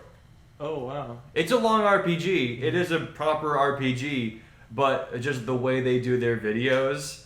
December 17th, 2016, January whatever the fuck. Do they play like 30 minutes every week or something like that, or every other They week? did, they recently moved out of it, but their videos used to be 10 minutes long. Oh, okay. But, that actually helps them because they play like 2-3 hours of a game. Mhm. You have 120 something episodes because just every 10 minutes. Mm. I mean, give or take, some are 12 or whatever, but it was a good format for really like condensed stuff. The only issue with I think the 10-minute format was like they weren't cut down; they were raw 10 minutes. So they had to like keep the funny going the whole time, which is kind of rough on them. Yeah. But it was good. Like their stuff's great. So I mean, Still like, love them. if the iron is frozen for Bloodborne, Damn Kingdom right. Hearts. It's not. There is no audience right now. No, Andres, we aren't playing anything people want to fucking watch, Hey, but that's not wait a the minute. point. You guys could be a step ahead because you're. Yeah, we're playing it when people come back around. Because the people are kind of be coming around very soon. Like we're already Hopefully. doing that. The culture is turning back a couple decades, or a decade at least, or a decade or two. Andres, let me break it down regards- for you. Pulp culture is a circle, Yeah. and it all just leads right back around. Because we start to get annoyed with our own shit, and Yep. eventually we hit a breaking point where we're like, you know what? We need to go back a decade or two and start back from there, and then move forward again. It's happening a lot, and I think in music, I'm not like a music specialist or anything, but I'm aware of like some trends right now. Like an easy one to remember would be like Vaporwave. Like Vaporwave was like taking. What is Vaporwave? It was. Who is Vaporwave? So Vaporwave. I'll get a Google definition because it.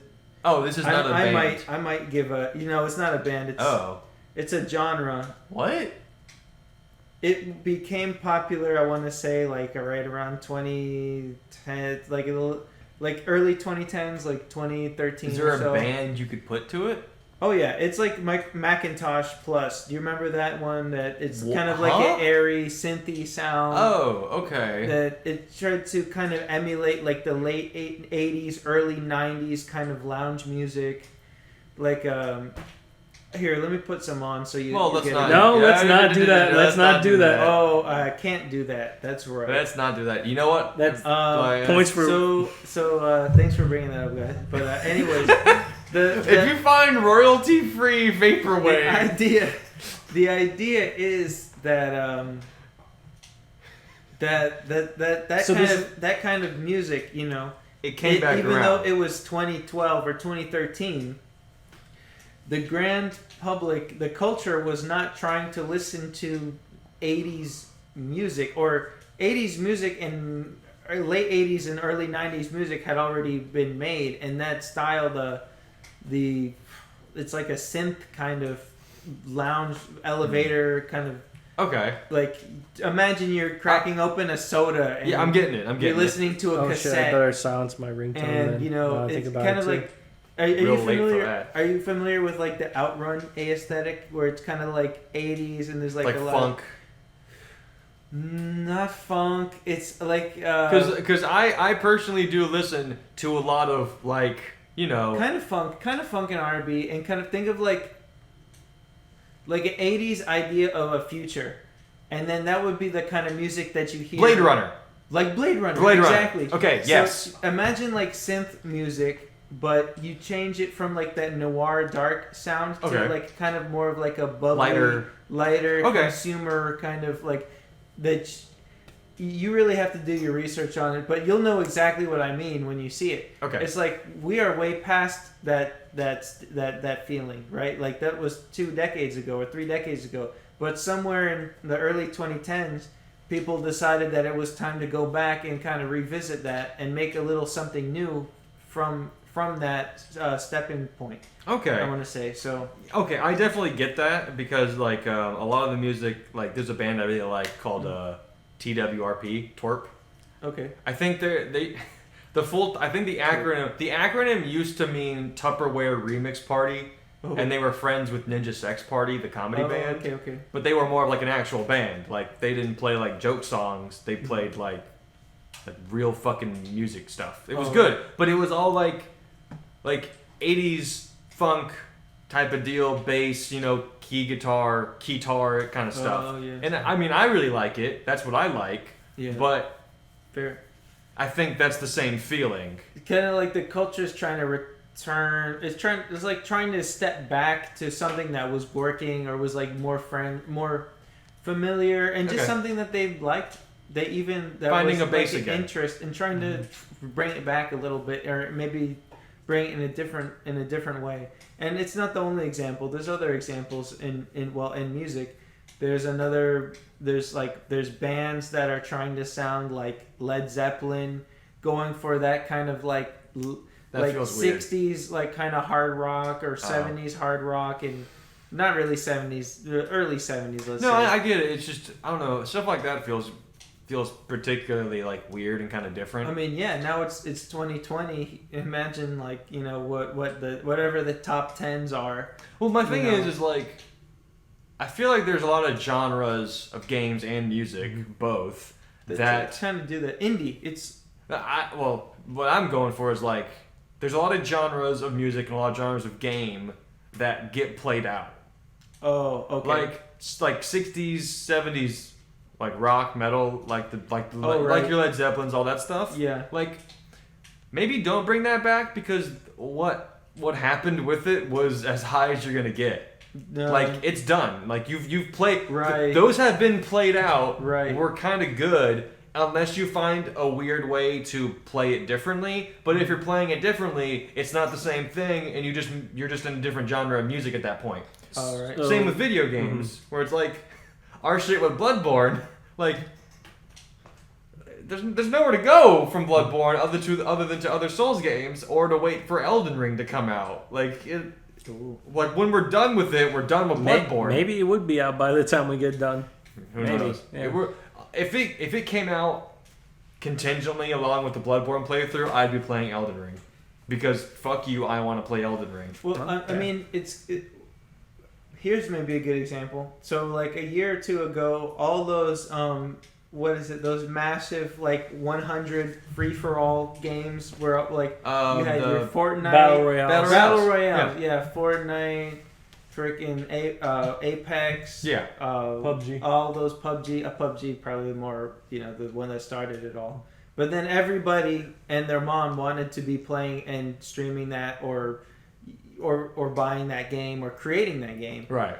And I think people just ended up getting tired of that, and then they reverted to something kind of goofy and simple, which was an older game. Like Among Us is not a new game; it's couple years old, right? The loop is really good, but at the same like the thing with the game industry when we get into like this type of conversation is like the amount of companies that are chasing trends. Yes. They're like, yes.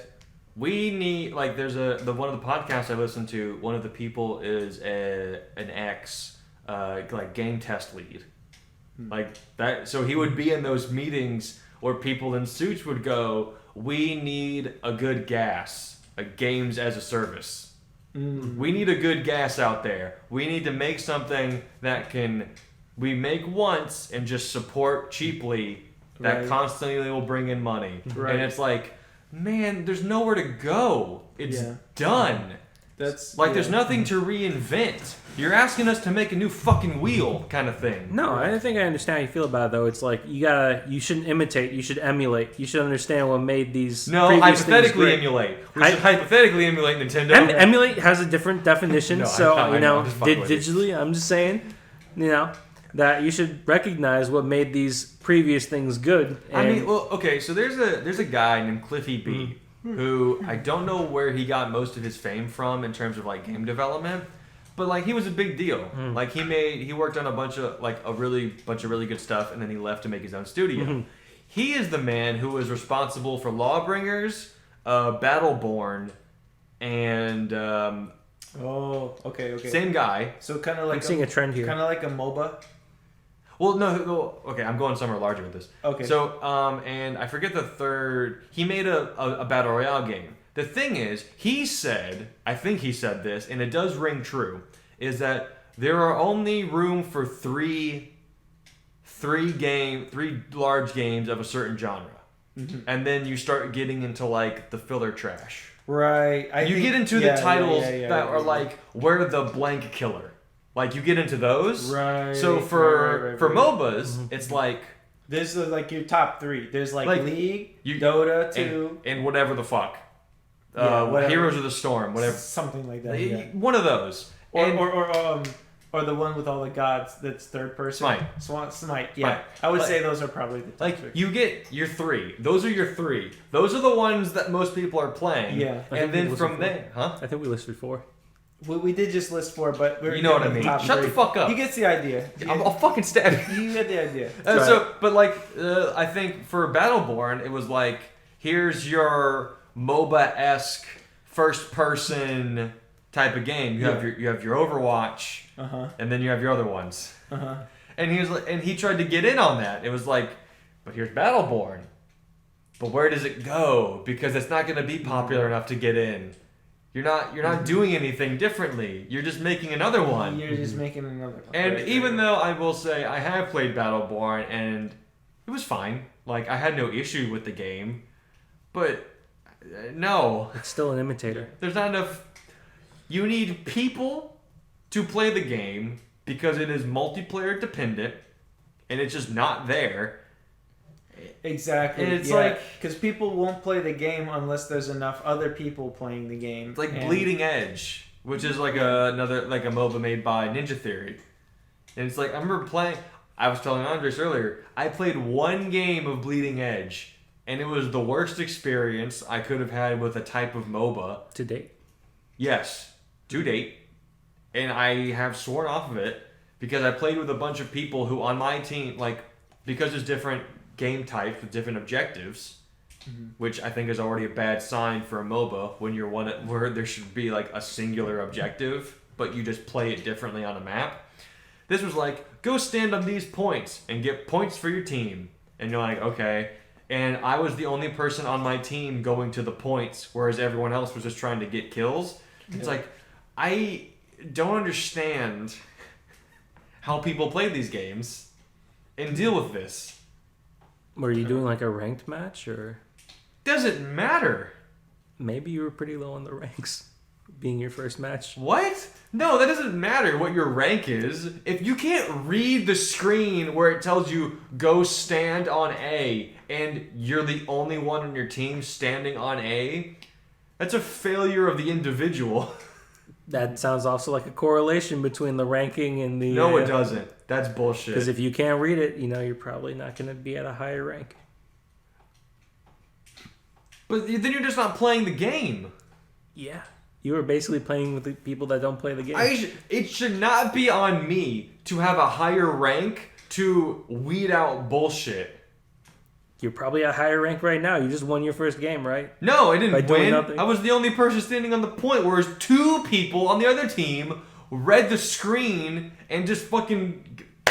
Like, it was free. No auto balance? No. And you said that this was a MOBA? That's actually not so uncommon with MOBAs. It's bullshit. There will be, this is a learning curve. There's no learning. There's no learning curve. It's staying in a spot.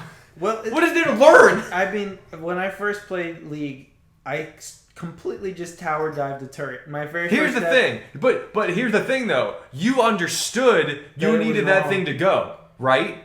Well, no, I didn't know shit yet. I was just gonna do a bunch of random shit to learn the game at first, and that's how the very first time you play a game. Yeah, but you played the tutorial, right? No. Oh, okay. Well, then I think that's, all right. That's First 100 time I played, I jumped in with Alex and I think Jan, maybe. They didn't tell you to do the tutorial? They didn't tell you how to play? No, they were trying to tell me. I was trying to learn the hard way by just running into battle. You should have just played the tutorial. I think it also unlocks characters. Well, yeah, that would have been the right thing to do back then. But just saying. Yeah, For hindsight, don't do it 2020. now. Don't do it now. Saying now. Don't play League. I think I tried to play. Absolutely not. I did the same thing. I tried to play a game of League, but I understood what I was supposed to do. It's just I couldn't get into the movement and playing the character. It's a very long learning curve for League for sure. And I wasn't a huge fan. It's not. It's pretty much It's like everybody, unless you are really trying to get skilled and that is your passion, it's not worth it because it's just everybody. Or unless you're playing with 4 friends. Yeah, right. So unless you're playing with friends and unless you're really trying to get good and play ranked with randoms, if you're just I'm kind of trying to wind down for the night, let me play a game, let me pop open League. That's not. You're just gonna leave stressed because if you just, unless you're playing with friends, which is the sad thing to always say about that sentence.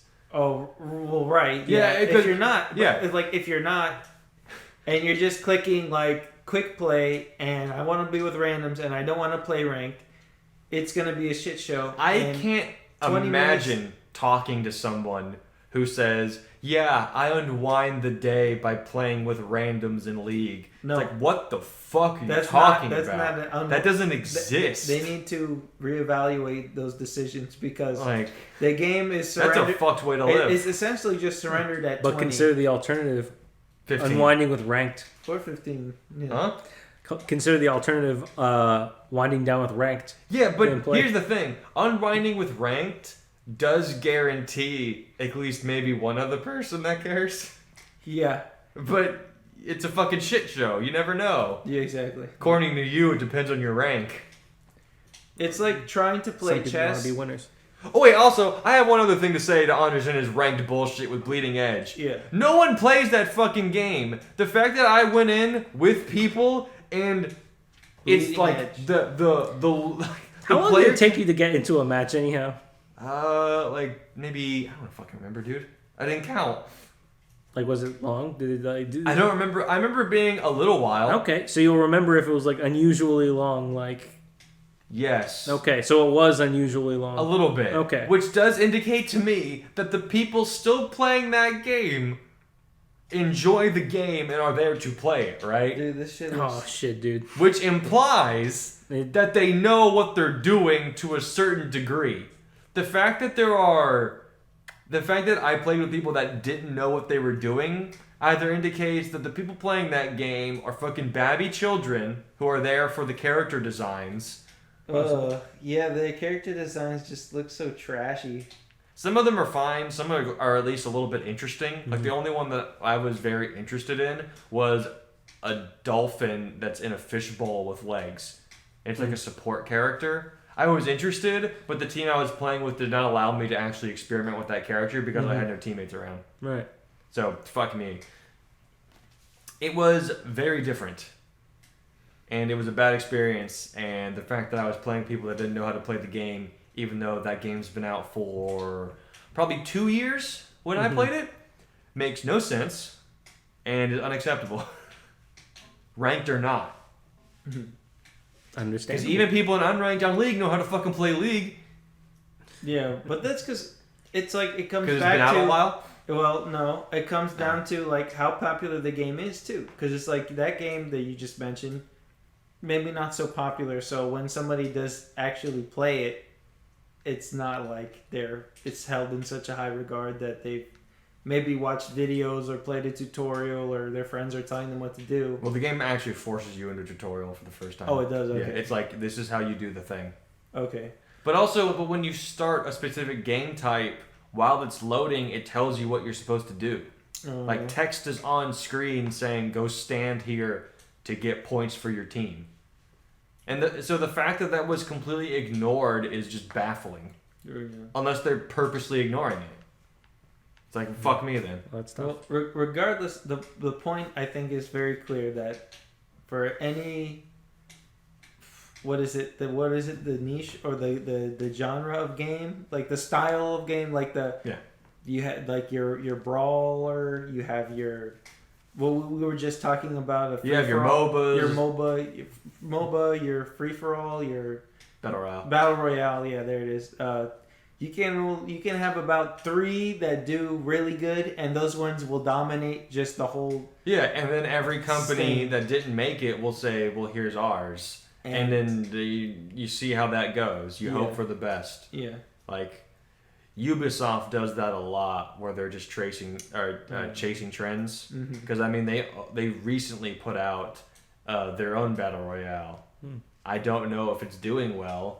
Well, let me look into that. I hope hopefully it's called when Cyberscape or something. I'm just hoping whenever they return to form, they'll make another Splinter Cell game. Who?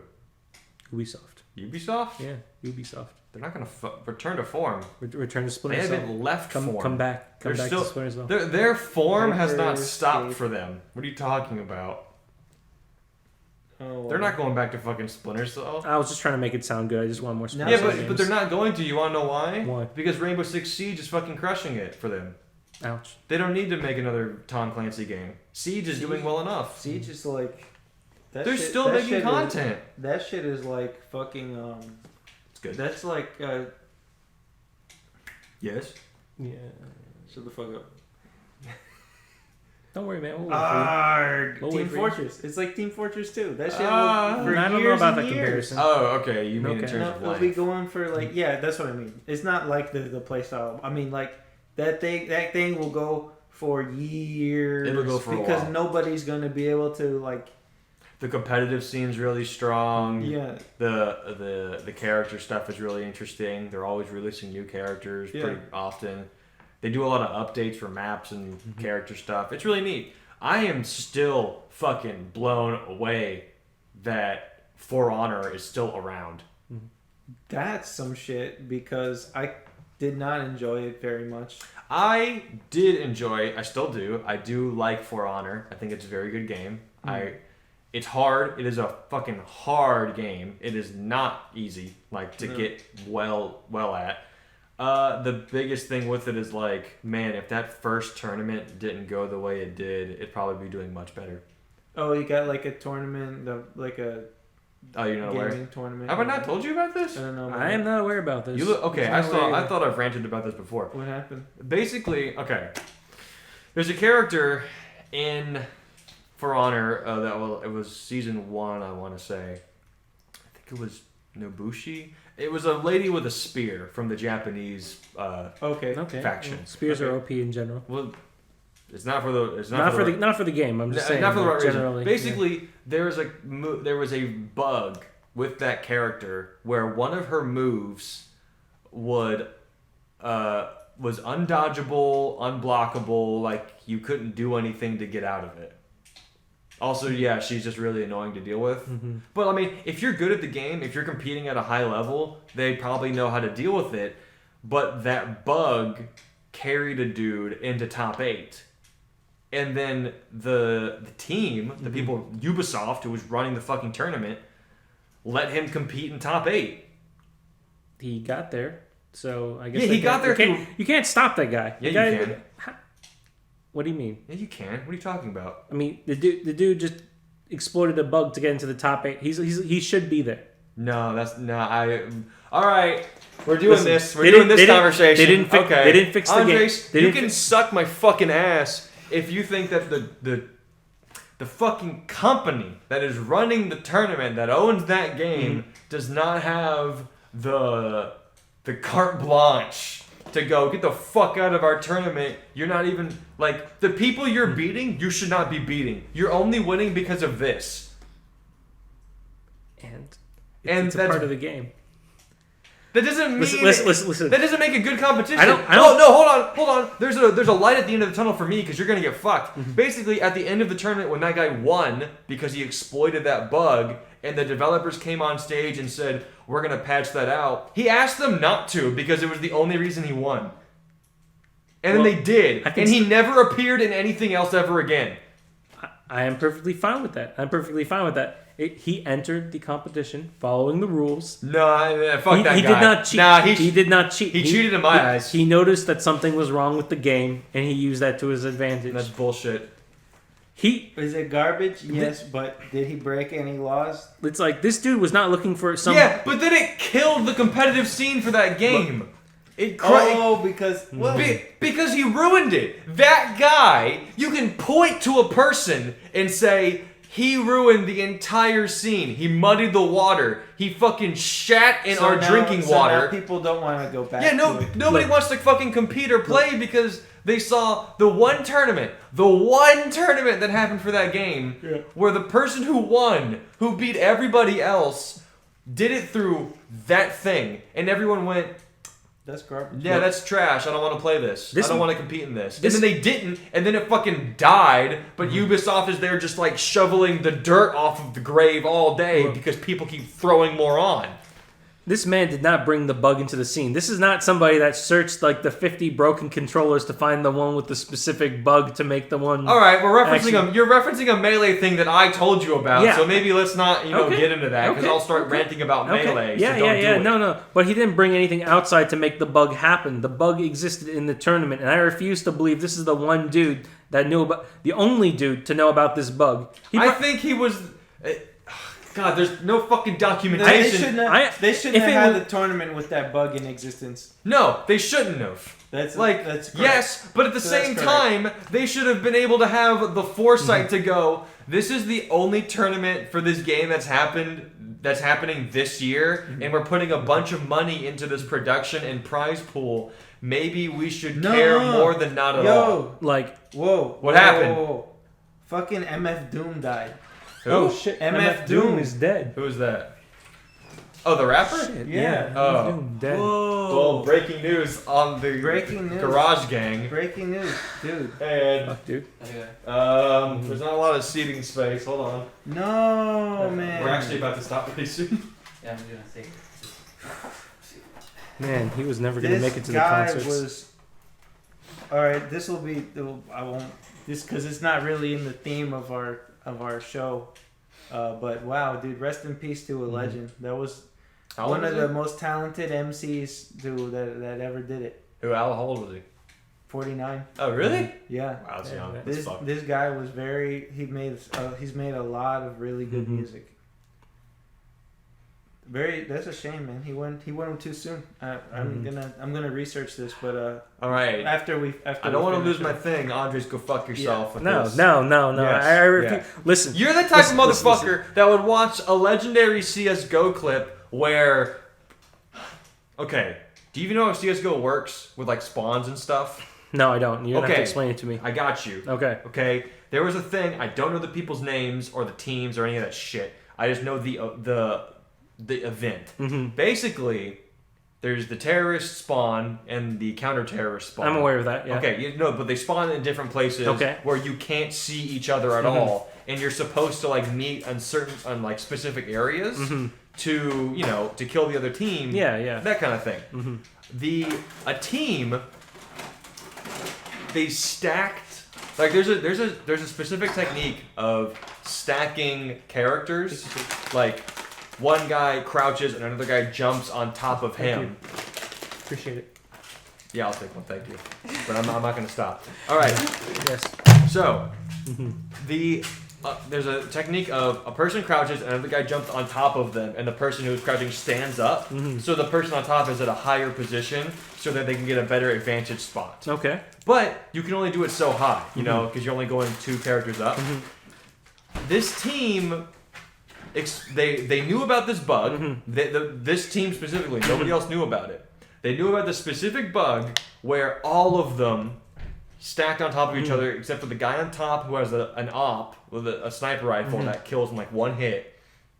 Who at the very top was looking over a wall at the spawn of the other team and just keeps shooting at them, and they can't do anything about it. And that's how they won. Is that fine? You fine with that? Are you cool? They didn't bring anything into it from outside. You one of those. Look. I don't know you anymore. As soon as the tournament providers knew that there was a problem with their game, with the bug, it is a big problem, And I will say, there is a difference of stage that is not being considered here. Mm-hmm. That guy who won in the For Honor tournament had to fight through pools, through more than one person. Mm-hmm. There is no way that the developers or that the team or that the people were unaware. They should have been aware. They should have done something before he got the top 8. Before they let him ruin that game competitively.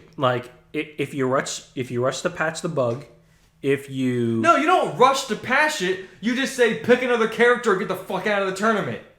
They have I understand. full ownership of that tournament. Okay. So maybe you can't have a compulsory rule of you can't play a character so many times in a row. Well, that's not what I'm saying. I'm saying if all you're doing is the one broken thing where the other person has no chance, like 0 chance of winning, if all you're doing is that.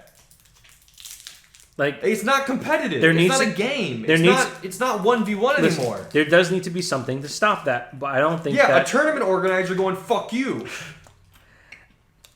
Alright, was this a bug or was this an actual moveset? This is a bug.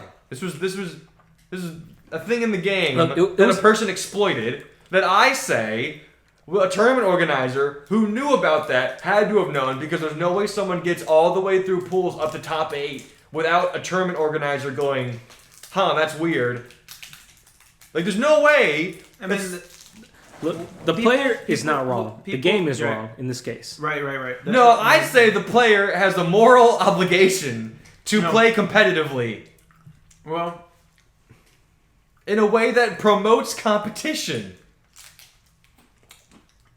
Let me finish this Kit Kat. Yeah, you finished that. Yeah. I'm gonna break my fucking throat. Just yelling. You correct that he has a moral obligation to not have done that, because considering that being the first big tournament for Honor, and he just made all those people look at that shit and say, nope, I'm not getting into this. That was wrong of him, but in a way, he's right, because anytime a bug happens, you do have a little bit of a responsibility to exploit the fuck out of it until developers do something about it. Yes. No. You do. No. You should. You should have an obligation to yourself to exploit. Maybe not in the tournament, but that's not what you said. You don't get to fucking run that back. Also, wait. You don't get to say a tournament only, exploit the bug. I thought you were gonna say you didn't even like For Honor. That has nothing to do with it. That has nothing to do with it. Look. This guy's skills were average. All right, chill with that behind the mic. This guy's skills were average or less than average otherwise, right? Yes. There was, from my understanding, it is seen and believed that person would not have made top 8 if that was not there. And nobody tried to copy the bug against him. They had the option to pick this character, and they did not pick this character to stop this man. I think because the people in the 7 other people in that top 8 were better people. So these other 7 people. Also, who wants to watch that?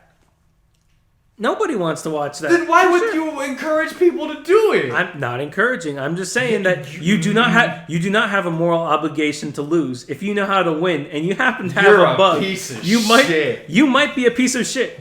But you know who's enabling you? No, you are. The game is enabling you. No, it's not. The company is enabling you. If it's a choice, it's not the game's fault. It's not the game's fault. It's the person. It's not the person's fault.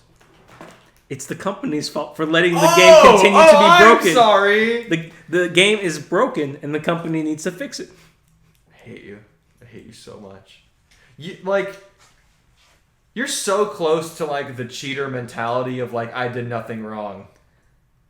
I mean, I'm only here to win. I'm only here to have fun for me. Is that fair? I think it's fair that he had fun. You think it's fair? I think it is. It's not right, but it is fair Fairness doesn't always follow the I rules. hate this. I hate this so much. I'm so upset. This is so frustrating. I didn't think I was going to sit down today and record an hour and 40 minutes with a bunch of bullshit sympathizers over here. And we were just Listen- gonna end listen. on this note. No. There's a No. reason. There's a reason why For Fuck Honor this. isn't that great, and that's Yeah, because that guy ruined it. it's not the guy. It would have been someone else. I refuse to believe that this one dude could ruin the game. I think he muddied the water. Yeah, sure. Agree with- I would say he ruined the game. He's complicit. Okay, I'll admit to that. He's complicit. It's okay. Here's the thing, But the blame does not fall on him. Yeah, it does. No. Yes. No. Yeah. He wanted to win. That doesn't. That Do you get That money? mean- Do you get money for winning the tournament? that one tournament. Yeah. That one tournament, that guy got bank, and he had no I don't moral. think he got back. He had no moral responsibility to lose. Yes. Oh my god. He could have just played. He should have just been better. What is that wrong? It is. Andres, as someone who watches a lot of fighting games and watches a lot of tournaments and feels very passionately about this, Mhm. when I watched the Evo Smash 4 Grand Finals with the Bayonetta, like the Bayonetta clone match, and it was the most toxic trash shit I've ever seen in my life, where the crowd, who was the people that actually liked that game, were booing the people on stage, and a tournament organizer went on stage and said, "You two need to play the fucking game or leave." Whose fault is it? Well, in that case, they weren't No. fighting. They weren't fighting, were they? They were playing the game, Andres. Whose fault? Were they playing to win? What? Yeah. I don't know about that because it seems like no one won by the point that people were booing. No. I did see a little bit of that clip, and it was definitely a bunch of bullshit baiting. You know, just standing there for the most Yeah. part. No one's happy about that. Because they talked before the match, so it was some bullshit collusion. Where they just said, yeah, the crowd doesn't like that we're playing the same character because this character's broken and this game isn't balanced. Then, fuck the crowd. We're just going to antagonize and be a bunch of bullshit. Well, that's not even an exploit. That's like match throwing. It's not match throwing. They were playing the match. They just wanted to be a bunch of toxic assholes. Like that guy was in For Honor. He was a toxic asshole, and a tournament organizer should have reamed his fucking asshole for it. And They should have taken more responsibility and told him to leave. Or pick another character. the organizers definitely had the power to do something about it, and they did nothing. Yeah. About their game That's- or about this guy. 'Cause That's what I've been saying. Look. They could have done something about this guy. They should have. Like, I don't feel like that it can be summed up in, hey, dude, don't use this exploit because we haven't fixed it yet. Because, like, what the fuck's the guy supposed to do? Not do it. Lose on principle? Like, He should have been better. If you're, I would if hope- you're entering a tournament, are you only entering because you know how to do one thing? This dude did. Yeah, and that's bullshit. That's bad competition. He was a bad competitor. Like, what do you mean? Like, he didn't bring anything into the game that wasn't already there. He didn't. You can't keep saying that. No. You can't keep saying that. This is indeed my argument because this dude. And your argument's bullshit. He did not work with the other players. He did not work with any strange I still haven't equipment. eaten my first one. Oh. I've been screaming this whole time. I have no time to eat. Well, you have a chance. He's talking. Like, No, I have to yell at him while he's talking. You have to interrupt my brother. Yes. I'm just not seeing the. I'm Andres, just not seeing the change. my brother, Yeah. Andres. You're missing the fact that what he did was morally wrong. That he exploited a bug in a tournament. That was bad because it's a bug. Well, bruh, listen. Bruh, he said bruh. Let's say that I don't know how to play, or let's say that I know how to play chess, all right? But then someone Yeah. pulls that bullshit king switch with the fucking rook. Whoa. That's completely different. That's not a bug in the real life game. Like, that's a legitimate move that has been classified, written down, and used for centuries that the game has been played. You don't. Okay, wait. You don't get to use that as an example. How obvious of it was that it was a bug? How obvious was it? Yeah. I can't speak on that because it's been so long. Was it literally like he did something over here and then everything stopped and then he just went in and he I got think the other guy? like I don't want to speak on it because I'm not sure. Is that like an invincibility thing? Let me see. I can only speak of it from memory. If you're looking it up, then you can just correct me what I'm going to say. From my understanding of it, it was a known bug that was being worked on. Okay. And here's the thing. It was known and I believe being worked on. Okay. And I think they were playing. It may have been patched out on another version of the game. Well, shit, he did. It wasn't like it just for clout. He did get $12,000 for it, so I don't blame him for exploiting. No, I blame him. I blame him for that. That's bullshit. Okay. He should have had more confidence as an individual and player in his character to not have to use one thing to win. But let me finish. Let me finish real quick. Sorry. So, from my understanding, it was known and being worked on, and it may have been patched out in the most recent patch of the game. But how most tournaments work with fighting games is that they play on the patch that everyone has been playing on. Like, it's pretty bad because it allows. Okay, here we go. It's called unlock tech, although tech is a generous interpretation. It prevents enemies from parrying certain attacks. So essentially, if the opponent is in range, they will always get hit. So the mechanic is supposed to be that they can either dodge or parry. Yes. But because of this glitch, that makes it impossible. So as long as you're close enough to them, you will always get a strike on them. And I feel like that's not right. That's bullshit. But but I'm gonna continue. I'm gonna finish this. So with my thought process is like, okay, with most fighting game tournaments, say Street Fighter V, say on a 3-day tournament weekend, Friday, Saturday, Sunday, you play through your Friday pools. Saturday comes up and Capcom puts out a patch of the game. Your second day of tournaments is not played on the most recent patch. It is played on the patch that everyone has been playing on for the 3-day weekend because you don't want major things to shift in your tournament weekend. Okay. I don't think that was the case in this. If it was, then they should have just said, you can't. No, that's been patched out, and that character specifically some bullshit, so don't do it. Well, then they should have played on the most recent version then. That would have fucked everybody else. I think that's fine. Listen, these organizers have the power to change, the conditions of the Yeah, tell that guy to leave. Listen, What do you want? I think our only disagreement here is how much we actually blame the dude. Because, we both definitely blame the organizers to some degree. They could have done something. They should have done something. Yeah. It's just that I believe that, the majority is definitely on the organizers of the event. I think the majority is on the guy. Okay. Why? I'm...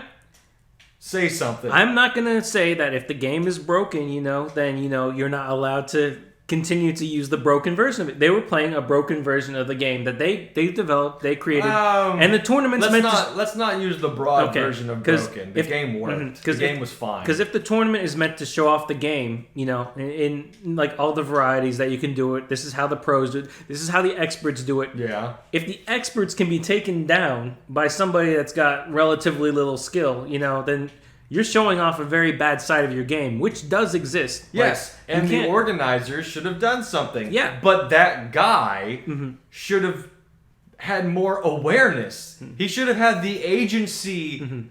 If he actually liked that game, if he actually really loved For Honor and went out of his way to compete in that game's tournament, the fact that he did not have the awareness...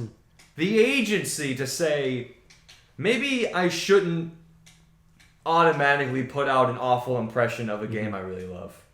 Maybe I shouldn't do that.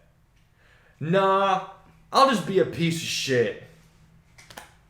Am I supposed to be fine with that? It depends on how much of that version is deserved. What? What does that mean? The game was not fixed. The game was not...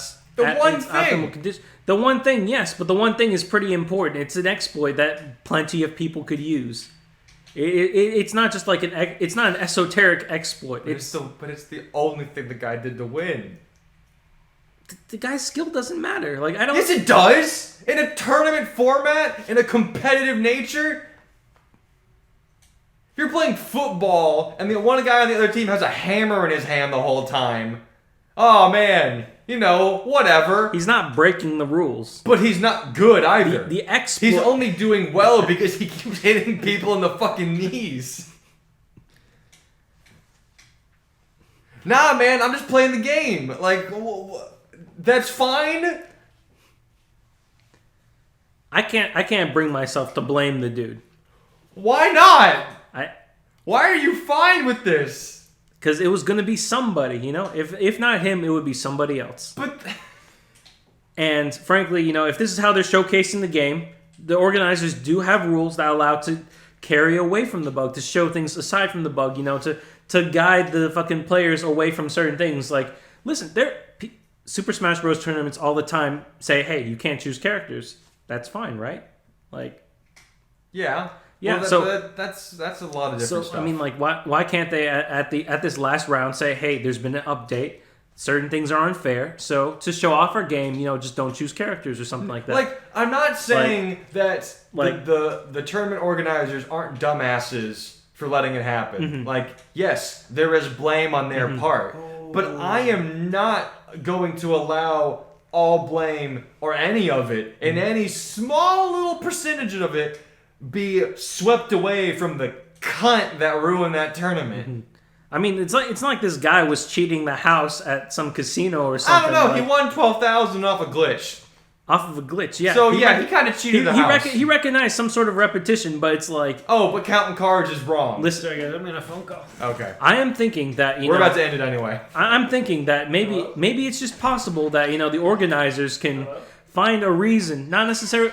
Not a reason to kick this guy off, but like maybe a reason to be like, hey, listen, you got this far, this isn't fair. We can settle things, or we can settle things. Yeah, no, literally. Mean? Like casinos do ask people to leave sometimes. If people are just too damn good at the exploits. Andres, I've been saying the organizer should have asked him to leave. Not kick him out, but ask the dude to fucking leave. Okay, you can't compare. The casino if your comparison is casinos asking people to leave, and I've been saying the organizer should have asked him to leave, and you're saying it's not the same or 1-to-1 or fair, like you gotta pick a different analogy. Okay, because it's like I'm not thinking this dude should be kicked out of the tournament for like exploiting as far as he has. All right, he should be still allowed to compete. I do think he should be allowed to compete, but definitely they can change the conditions that this dude competes in because. I also said that earlier, but you're like, yeah, but no, because but I do not. I don't blame the dude. I don't blame the dude for exploiting it at all. He earned his position in the top 8.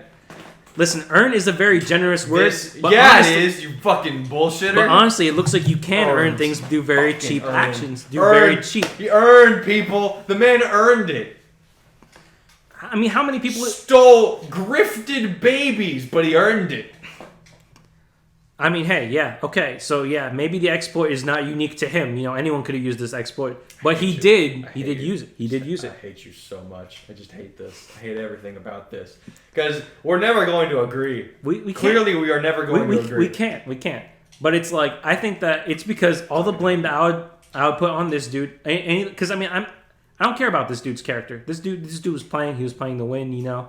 And he was simply allowed. He was There's simply the word. He play was to win. Play to win, folks. Take a knife out in the middle of your set, and you don't have to do anything with it, but play to win. This man was simply allowed to win. Allowed to win. I hate that. Because who the fuck was going to stop him? Who the fuck was going to stop him? The organizers! Yeah, well, they could have done it. They didn't do anything about it. They could have patched the game. They didn't patch it. It's not about patching. They could have changed the conditions. They didn't change the conditions. Yes, but that guy should have. At what point can I say? Oh yeah, no, it's definitely the dude then, because it's like I'm just forgiving them too often for stuff that they could have done. Forgiving the company clearly, because I mean it's like look. I'm not asking you to forgive them. I'm just asking you to acknowledge the fact that that guy's a piece of shit. But you can't, can you? I can't do it. Why can't you? I can't do that because it was a part of the game. It was. That's all it takes. Yeah. That's all it takes is that it's in the game. That seems like a pretty low fucking bar. The tournament's meant to show off the parts of the game. No, it's meant to show off the game. And if someone happens, you don't get to say if that. someone you don't get to sit there. If and you tell happen me, to find something awful about the game, if you happen to find something awful about the game, and you're an awful person that wants to show off how awful you are with your awful skills at doing something awful, then the game might be pretty awful.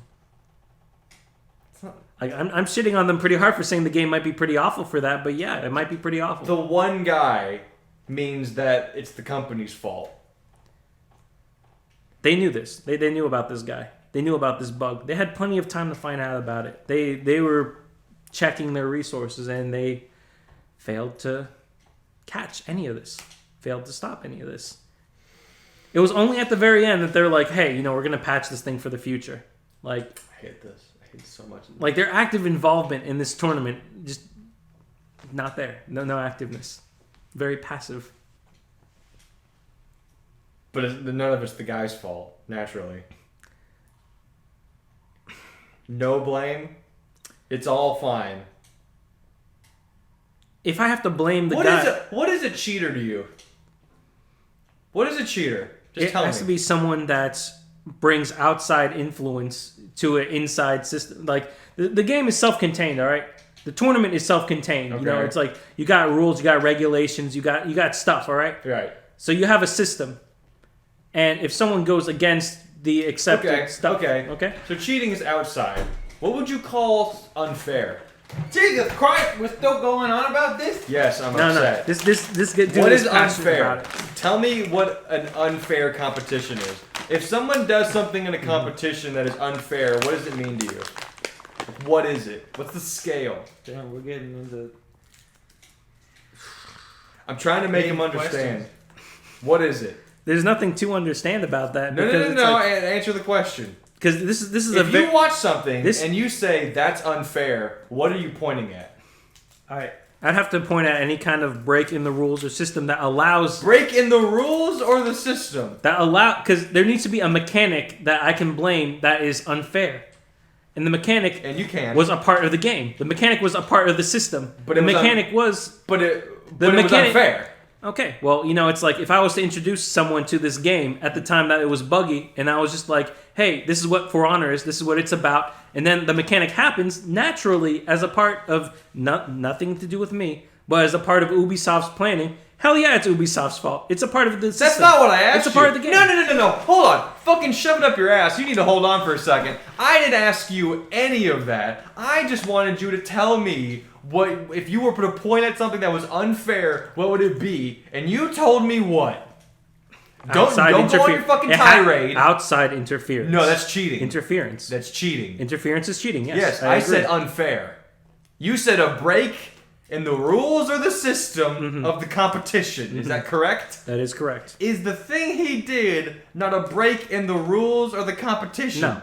No, it's not a break in the competition. It's not. It definitely doesn't break the competition. It makes it look bad, definitely. So but, it's a break in the competition. It's just bad. No. No. I mean, like, what equipment did he use that brought the Stop bug saying about? equipment, because you're going back to your cheating thing. We're not talking about cheating anymore. We're not talking about equipment. We're talking about unfair. The mental practice of being unfair. Okay? Okay. What he did was unfair. I mean, is it a fair game? Oh, there it is! See? Is it a fair game? I've trapped the man in his words. Is it a fair game, though? My thinking is I don't think it's a fair game. My thinking is that we need to agree to the disagree. developers are the ones at fault here. And I think everyone's... I think they are at fault. No one disagrees. They should not have had the tournament with those bugs. Or that guy. Because they... I'm saying... Okay. You're really passionate about this dude. Yeah, because that guy needs to go. No, okay. This guy is like... He's the very last guy to blame. And so by putting it all on him is not right. It's not right. Okay. Was he cheeky? Did he do something that was sneaky? Was he cheeky? Yeah. Was he cheeky and sneaky? Yeah, and yes. did he... He was cheeky. And did he exploit the game in the state that it was? Yes. But you have to give credit to the fact that is the state the game was in. You can't ask me to give credit. That is the state. You can't ask me to do that. Okay, I'm sorry. when they held a tournament and they say, this is the game that you are going to play as is, and you enter that tournament, you can play however the hell that game allows you to. So in the constraints of that, in the big picture, if we go big picture, okay. If he didn't do that, would For Honor have opportunities for more tournaments and have more of a fan base? And let's say, I think so. You're probably right. Yeah. And so this is a very strong lesson for developers and for video game companies. You know who you are.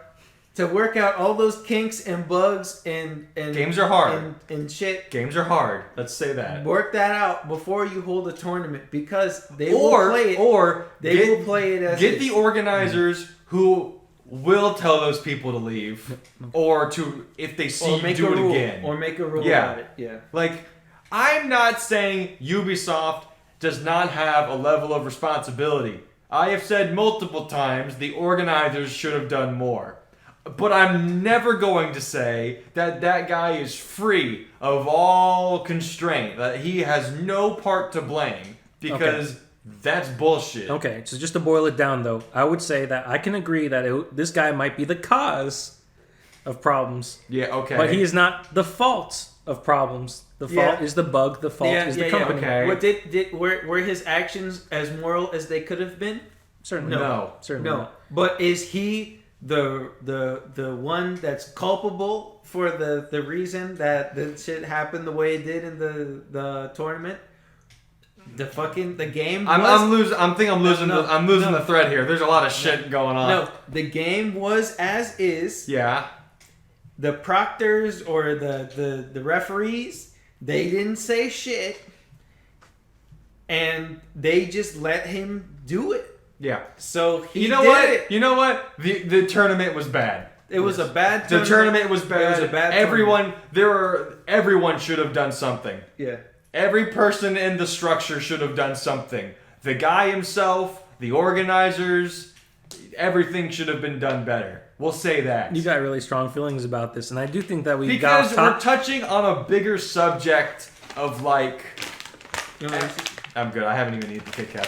So, I'm passionate about this because we're touching on the greater subject of like fair competitive nature and where you draw the line in the sand. Look, because I'm saying with the CS:GO thing, that's bullshit, and that shouldn't have happened. And I think that team should have been not kicked out of the tournament, but should have been round penalized for doing some bullshit that made the game unfair to watch and poorly competitive.